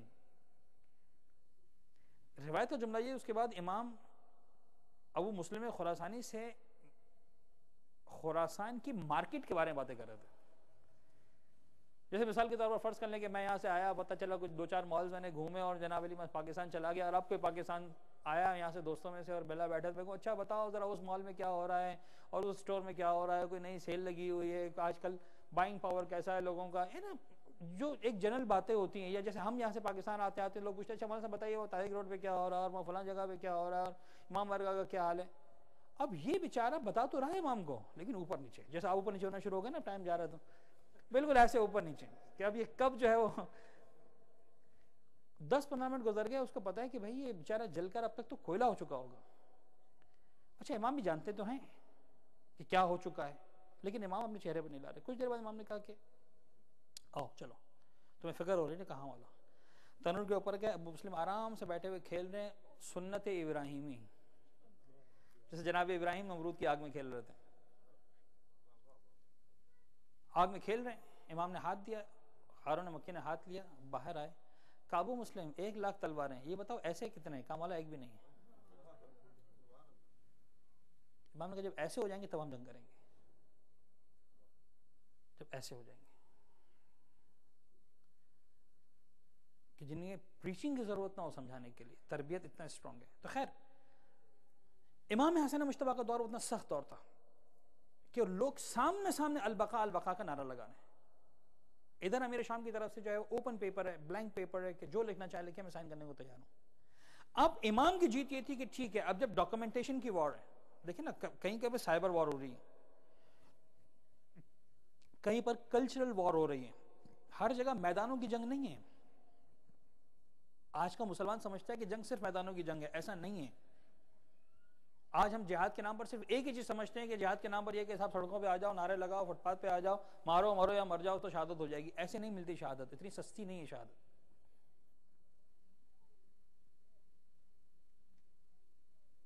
امام حسن مجتبیٰ نے اپنے دور میں بتایا کہ دیکھو کبھی کبھار قلم کی جنگ بھی ہو سکتی ہے، بلکہ قلم کی جنگ حسین کی کربلا سے 10 سال پہلے ہو رہی ہے، وہ الگ معیار ہے. اور آپ دیکھیے کہ اس کے بعد چوتھے امام سید شہداء کے بعد چوتھے امام، پانچویں امام، چھٹے امام، ساتویں، آٹھویں، نویں، 10ویں، 11ویں، 8 اماموں نے زندگی گزاری، کسی نے بھی کربلا والی جنگ نہیں کی. کیا خدا نہ خاصہ نعوذ باللہ کوئی امام نہیں سمجھتا تھا کہ امام حسین نے کیا کیا؟ نہیں کرنا چاہتے تھے، کسی امام نے نہیں کیا. وہ صرف امام حسین کے اختصاص تھا جو امام کو کرنا تھا. اور اب اگر کسی امام کو کرنا ہے تو انشاءاللہ زمانے کے امام ہیں جن کو اگر ایک فائنل وار لڑنی ہے جس میں ہر طرح کی وار کی جائے گی، جو واقعاً قلب عالم امکان ہے، جن کا تذکرہ آج ہوا. امام مجتبیٰ نے یہ پیپر سامنے آ گیا تو پھر ایک ہی گنجائش تھی کہ ٹھیک ہے اب اس کو سائن کر لیا جائے. لیکن اب جو امام نے شرائط لکھی، ان شرائط کو تسلیم کر کے امیر شام کے چہرے سے جس طرح سے امام نے نقاب الٹایا اس طرح قیامت تو کوئی نہیں کر سکتا تھا. یعنی جاتے جاتے امام نے جس انداز سے امیر شہرام کے چہرے کو بے نقاب کیا ہے. دیکھیں جو 12 اہم ترین شرطیں جس کو علامہ ذیشان الجوادی نے مکمل ریسرچ کے بعد جمع کیا ہے، حتیٰ ایک کتاب میں ساری شرائط نہیں ملی ہیں، کسی کتاب نے کسی شرط کا حوالہ دیا ہے، کسی نے کسی شرط کا حوالہ دیا ہے. علامہ ذیشان نے جو ہے وہ ساری ان ریفرنسز کے ساتھ اس کو جمع کیا ہے. میں ریفرنسز بھی آپ کے سامنے پیش کرتا جاتا ہوں. پہلی شرط جو ہر کتاب نے لکھی ہے، انہوں نے ریفرنس 1-2 کتابوں کا دیا ہے لیکن ہر کتاب نے لکھی ہے، پہلی شرط کہ ٹھیک ہے کہ حکومت معاویہ کے ہاتھ میں رہے گی بے شرطی کہ وہ کتاب خدا اور سنت رسول پر عمل کرے گا. آج سے کتاب خدا اور سنت رسول پر عمل کرے گا. جیسے ہی امیر شام نے اس کو سائن کیا، ایکسپٹ کیا کہ اس کا مطلب ہے کہ آج تک نہیں ہو رہا تھا، ورنہ وہ کہہ سکتا تھا کہ یہ آپ شرط کیا لگا رہے ہیں، کیا آپ سمجھتے ہیں کہ میں نہیں کر رہا ہوں؟ جو میں کر رہا ہوں اس میں شرط لگانے کی کیا ضرورت ہے؟ پہلے جو شرط امام رکھی ہوئی تھی. دوسری شرط، امیر شام کو کسی کو اپنا ولی عہد نامزد کرنے کا حق نہ ہوگا. یعنی جب تک امیر شام ہے امیر شام، اس کے بعد بہرحال امام مجتبیٰ کی باری آئے گی، امام مجتبیٰ نہ ہوئے تو امام حسین کی باری آئے گی. اور اسی چیز کو بعد میں جناب علی مورخین نے جب کربلا کی جنگ کو جو ہے وہ اقتدار کی جنگ کے بنا کر پیش کیا کہ ٹھیک ہے جو ایگریمنٹ میں یہ تھا کہ معاویہ کے بعد جو امام حسن ہے، امام حسین نہ ہوئے تو امام حسین کی باری آئے گی، لہٰذا اب بظاہر اقتدار امام حسین کا حق بنتا تھا. سو امام حسین went to کربلا اپنا جو حق لینے کے لیے. اب مجھے ایمانداری سے بتائیے، اگر ایک شخص حکومت لینے کے لیے جا رہا ہے جو اس کا حق ہے تو اپنے ساتھ لاکھوں کا لشکر لے کر جائے گا یا 6 مہینے کے بچے کو لے کر جائے گا؟ دنیا کا کون سا جرنیل ہے فوجی جو حکومت حاصل کرنے کے لیے بہنوں اور بیٹیوں کو لے کر جائے، جو حکومت حاصل کرنے کے لیے میں جو ہے وہ 2 مہینے 4 مہینے کے بچوں کو لے کر جائے؟ لیکن دشمنوں نے بہرحال اس کو استعمال کیا اس بات کو. نمبر 3، اہل عراق کے لیے عمومی طور پر امن و امان ہوگا، اس لیے کہ جس انداز سے شیعوں کا قتل و عام ہو رہا تھا اور شروع ہو چکا تھا، امام نے اس کو سیو کیا کہ اہل عراق کے لیے عمومی طور پر امن و امان کا حصول ہوگا. معاویہ اپنے آپ کو امیر المومنین نہ کہے گا. لفظ امیر المومنین، دیکھیے بظاہر لفظ امیر المومنین کوئی، ہر امام امیر المومنین ہے، ہر امام، لیکن آپ دیکھیے کہ حتیٰ ہمیں بھی اجازت نہیں ہے کہ مولا کائنات کے سوا کسی اور کو امیر المومنین کہہ کر مخاطب کرنا. کسی امام کے بارے میں ہم کو اجازت نہیں. امیر المومنین کا لفظ مخصوص ہے مولا کائنات سے، بس ختم. ورنہ ہر امام مومنین کا امیر ہے، ہر امام. But this special title, this specific title is only for Imam Amir al-Mu'minin Ali ibn Talib alayhi salam. صلوات پڑھے محمد و آل محمد. امیر شام کے پاس شہادتوں کا قیام نہ ہوگا، یعنی he cannot be a judge. یعنی اس کو اس قابل بھی قرار نہیں دیا کہ تیرے سامنے گواہیاں آ سکیں، گواہیاں تیرے سامنے قائم ہو سکیں. نمبر 6 مولا کائنات پر سب و شتم کا جو سلسلہ ہے وہ بند کر دیا جائے گا. معاویہ اس کو سائن کر رہا ہے، یعنی ایکسیپٹ کر رہا ہے کہ ہاں آج تک گالیاں دی جا رہی تھیں، بند کیا جائے گا. اور بہرحال اب سلسلہ بہت زیادہ ہے. میں کئی ساری وضاحتیں جو اس ایک جملے کے اندر ہیں، کئی ساری وضاحتیں ہیں اس سلو نامے کے جملے. واقعی امام نے عجیب کام کیا ہے. ہر صاحب حق کو اس کا حق دیا جائے گا. اس کو ایکسیپٹ کر کے امیر شام یہ سائن کر رہا ہے کہ ہاں آج تک نہیں دیا جا رہا تھا. پھر کہا کہ شیعوں کے لیے عمومی طور سے امن و امان رہے گا. کتاب طبری کا حوالہ ہے اس کے حوالے سے. ساری کتابوں میں الاصابہ، الامامہ والسیاسہ، حیات الحیوان، تذکرہ خواص امہ، آیان الشیعہ، شرح نہج البلاغہ، مناقب. لیکن اس شرط کے لیے جو شیعوں کے لیے بطور خاص طبری کا حوالہ ہے. پھر الامامہ والسیاسہ ابن قتیبہ کی کتاب، احواز کا خراج جمل اور صفین کے مقتولین کی اولادوں کو دیا جائے گا. آج ہوتا ہے نا کہ بھائی کوئی شہید ہو گیا تو اس کا مطلب جو ہے وہ کمپنسیشن دیا جاتا ہے. یہ اس وقت امام حسن نے شروع کیا تھا کہ ٹھیک ہے احواز کا جو خراج ہوگا وہ سارا کا سارا جنگ جمل اور صفین کے مقتولین کے جو بچے ہیں، جو شہداء کے بچے ہیں، ان کو دیا جائے گا. بیت المال کوفہ امام حسن کے قبضے میں رہے گا. کوفہ کا بیت المال بہرحال اس پر تم جو ہے شام جاؤ گے اور کوفہ کا جو بیت المال ہوگا اس کی سربراہی بہرحال امام حسن کے ہاتھ میں رہے گی. اور امیر شام سالانہ 10 لاکھ درہم جو ہے وہ ایک طرح سے عطا کرے گا امام حسن کو. اور امام حسن، امام حسین اور اہل بیت کے خانوادے کو کسی طرح کی اذیت نہ دی جائے گی. یہ 12ویں آخری شرط. اس شرط پر امام حسن نے جناب، ان شرائط پر امام حسن نے امیر شام کے ساتھ سلو کی. اس نے ایگریمنٹ سائن کیا. لیکن عجیب بات ہے، یہ بھی ڈاکیومنٹڈ ہے کہ اس نے ایگریمنٹ کیا، سائن کیا، ایکسیپٹ کیا. باقاعدہ طور پر سیریمنی ہوئی. معاویہ کو جو ہے وہ ظاہر اعتبار سے تخت مل گیا، وہ سربراہ بن گیا عالم اسلام کی حکومت کا. امام حسن نے جو ہے وہ فیصلہ کر لیا کہ ہم کوفہ چھوڑ کر مدینہ منورہ کی طرف آ جائیں گے. لیکن ادھر مولا حسن مجتبیٰ نکلے، ادھر جناب علی امیر شام وہاں سے نکلا اور آگے جا کر اس نے ایک مقام پر جو ہے وہ جلسہ کیا. پھر جلوس کیا، اپنا جلسہ کیا. اور جلسہ کرنے کے بعد اس نے پہلا جملہ کہا اپنے پورے لشکر کو مخاطب کر کے کہ تم سمجھتے ہو کہ مجھے کتاب خدا کو نافذ کرنے کا شوق ہے؟ تم سمجھتے ہو مجھے سنت رسول نافذ کرنے کا شوق ہے؟ مجھے صرف اور صرف اور صرف حکومت حاصل کرنا تھی. یہ پیپر میرے پیروں میں، پیپر کو پھاڑا اور اس میں قدموں میں ڈالا اور کہا میں حکومت کرنا چاہتا ہوں. اور اس انداز سے جناب علی امیر شام نے حکومت کو چلایا. لیکن ایک اس نے بہرحال یہ کیا کہ امام حسن مجتبیٰ جو پیغام امت کو دینا چاہ رہے تھے وہ مدینہ منورہ میں رہتے ہوئے بڑے سکون کے ساتھ امام حسن کو 10 سال ملے، 10 سال امام حسین کو ملے. اور ان 20 سالوں میں وہ ساری کی ساری تیاریاں مکمل ہو گئی ڈیولپمنٹ کے اعتبار سے کہ جب کربلا کے میدان میں سرکار سید الشہداء کی شہادت کا واقعہ پیش آ گیا تو بظاہر کسی کو نہیں معلوم تھا کیا ہوا. اس کے بعد جب جناب زینب شام گئی ہیں، بظاہر اس وقت تک کسی کو معلوم نہیں تھا. لیکن اس کے بعد جب جناب شام کے دربار کو جناب سکینہ اور امام جناب زینب نے فتح کیا اور میسج دیا ہے وہاں پر اور سرکار سید الشہداء کی مجلس ہوئی، اور اس کے بعد جب اہل بیت کا لوٹا ہوا قافلہ دوبارہ مدینہ میں آیا ہے تو اتنے زیادہ افراد کی تربیت اس حوالے سے ہو چکی تھی. کربلا کے لیے شاید ہر ایک قابل نہیں تھا، لہٰذا ایک خاص لشکر گیا تھا کربلا، لیکن اتنا قابل ہو چکی تھی کہ وہ میسج وہاں سے چلا، کربلا والوں کا میسج مدینہ منورہ سے چلا، اور اتنا چلا کہ آج دنیا کے کونے کونے میں کربلا کا میسج موجود ہے. اگر اس کی بنیادوں میں کسی نے کام کیا ہے تو یا امام حسن مجتبیٰ نے کام کیا، یا امام حسین نے کام کیا. اور اس کے بعد چوتھے امام کی زندگی وہ تو ہمارے سامنے ہے، یا ائمہ طاہرین کی زندگی ہمارے سامنے ہے. عزیزان گرامی، یہ ہے امام حسن مجتبیٰ کی سیرت طیبہ میں سلو والا کردار جو میں نے اس کو ایک طرح سے بہت زیادہ سمرائز کر کے، لیکن بہرحال جس حد تک گنجائش تھی دامن وقت میں، جس انداز سے گنجائش تھی ہمارے سمجھنے کے لیے میں نے پیش کیا. آئیے اس دعا کے ساتھ، اب تقریباً 11 بجنے والے ہیں، وقت بالکل ختم ہو چکا ہے، اس دعا کے ساتھ اپنی گفتگو کو مکمل کریں. پالنے والے، آج یعنی ہم اگرچہ شب ولادت مناتے ہیں، کل منا چکے ہیں، لیکن اصولاً آج پہلا دن تھا امام کی ولادت کا اور اب پہلی رات ہے امام کی ولادت کی. پالنے والے، شہزادی کونین کے گھر میں، اہل بیت اطہار کے گھر میں خوشیوں کا باقاعدہ آغاز ہوا. آج خوش ہیں امام حسن، آج خوش ہیں امام علی، آج خوش ہیں فاطمہ زہرا. ان کی خوشیوں کا واسطہ، ان کے چہروں پر بکھری ہوئی مسکراہٹوں کا واسطہ، اہل بیت اطہار کے گھرانے کی خوشیوں کا واسطہ، اہل بیت اطہار کے وجود مقدس کا واسطہ. جو حاجتیں، جو دعائیں، جو تمنائیں لے کر ہم سب یہاں پر موجود ہیں، جس کے دل میں جو تمنا ہے، پالنے والے تیرے خزانے کی رحمت میں، قدرت میں کوئی کمی نہیں آئے گی. محمد و آل محمد کا واسطہ ہماری تمام دعاؤں کو اپنی بارگاہ میں قبول فرما. ساری دعاؤں کی جو سب سے اہم اور پہلی دعا ہماری میرے معبود وہ یہی ہے کہ ہم سب کے مولا اور آقا زمانے کے امام کے ظہور میں تعجیل فرما. پالنے والے جو بیمار ہیں، بالخصوص جو مورد نظر ہیں، شفاء کاملہ عنایت فرما. جو پریشان حال ہیں ان کی پریشانیوں کو دور فرما.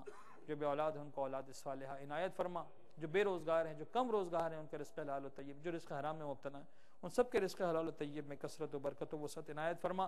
پالنے والے محمد و آل محمد کا واسطہ دنیا میں جہاں بھی اہل بیت اطہار کے چاہنے ماننے والے موجود ہیں، معبود ان سب کی جان، مال، عزت اور آبرو کی حفاظت فرما۔ پالنے والے دشمنان ایمان و اسلام بالخصوص قاتلین ہیں، محبین اہل بیت اطہار اگر قابل ہدایت نہیں، میرے معبود سب کو جہنم واصل فرما۔ قلب مقدس امام زمانہ کو ہم سب سے راضی و خوشنود فرما۔ ہمارے ان گنہگار آنکھوں کو مولا کے دیدار سے منور فرما۔ امام جیسا چاہتے ہیں ویسا بننے کی ہم سب کو توفیق عنایت فرما، اور اپنی آخری حجت امام اسر والزماں کے ظہور میں تعجیل فرما۔ ربنا تقبل منا انک انت السمیع العلیم، ایک مرتبہ سورہ الحمد، 3 مرتبہ سورہ اخلاص، ان سارے مرحومین کو شامل کرتے ہوئے جن کے نام سامنے موجود ہیں، عمومی طور پر تمام مرحوم مومنین مومنات کے لیے، بالخصوص حاضرین کے مرحومین کے ایصال ثواب کے لیے، اور حالیہ واقعات کے شہداء کے ایصال ثواب کے لیے ایک مرتبہ سورہ الحمد اور 3 مرتبہ سورہ اخلاص کی تلاوت فرما دیں۔ بسم اللہ الرحمن الرحیم، الحمدللہ رب العالمین الرحمن الرحیم مالک یوم الدین، ایاک نعبد و ایاک نستعین، اہدنا الصراط المستقیم صراط الذین انعمت علیہم غیر المغضوب علیہم ولا الضالین۔ بسم اللہ الرحمن الرحیم، قل هو اللہ احد اللہ الصمد لم یلد ولم یولد ولم یکن له کفوا احد۔ بسم اللہ الرحمن الرحیم، قل هو اللہ احد اللہ الصمد لم یلد ولم یولد ولم یکن له کفوا احد۔ بسم اللہ الرحمن الرحیم، قل هو اللہ احد اللہ الصمد لم یلد ولم یولد ولم یکن له کفوا احد۔ ربنا تقبل منا انک انت السمیع العلیم وتب علینا انک انت التواب الرحیم۔ اٹھتے اٹھتے ایک مرتبہ صلوات پڑھ دیں محمد و آل محمد۔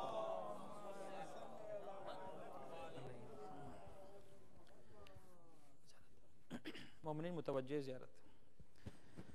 السلام علیکہ یا رسول اللہ، السلام علیکہ یا نبی اللہ، السلام علیکہ یا رحمت للعالمین، السلام علیکہ یا امیر المؤمنین یا علی ابن ابی طالب، السلام علیکہ یا فاطمۃ الزہراء سیدۃ نساء العالمین، السلام علیکہ یا ابا محمد یا حسن ابن علی، السلام علیکہ ایہا المجتبی یا ابن رسول اللہ، السلام علیکہ یا ابا عبداللہ الحسین وعلى الارواح التي حلت بفنائك وانا خبر اهلك خصوصا سيدي ومولاي بالفضل عباس ابن امیر المؤمنین۔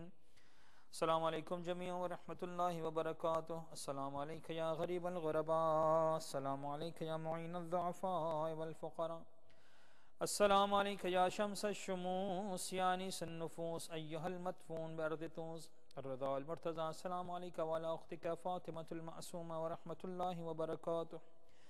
السلام علیکہ یا صاحب العصر والزمان، السلام علیکہ یا شریک القرآن، السلام علیکہ یا امام الانس والجان، الامان الامان الامان من فتن الزمان، سیدی اجل اللہ تعالی فرجک وسہل اللہ تعالی مخرجک وظہورک وجعلنا من انصارک واعوانک وشیعتک ومحبیک۔ السلام علیکم یا اہل بیت النبوہ ومعدن الرسالہ جميعا ورحمۃ اللہ وبرکاتہ۔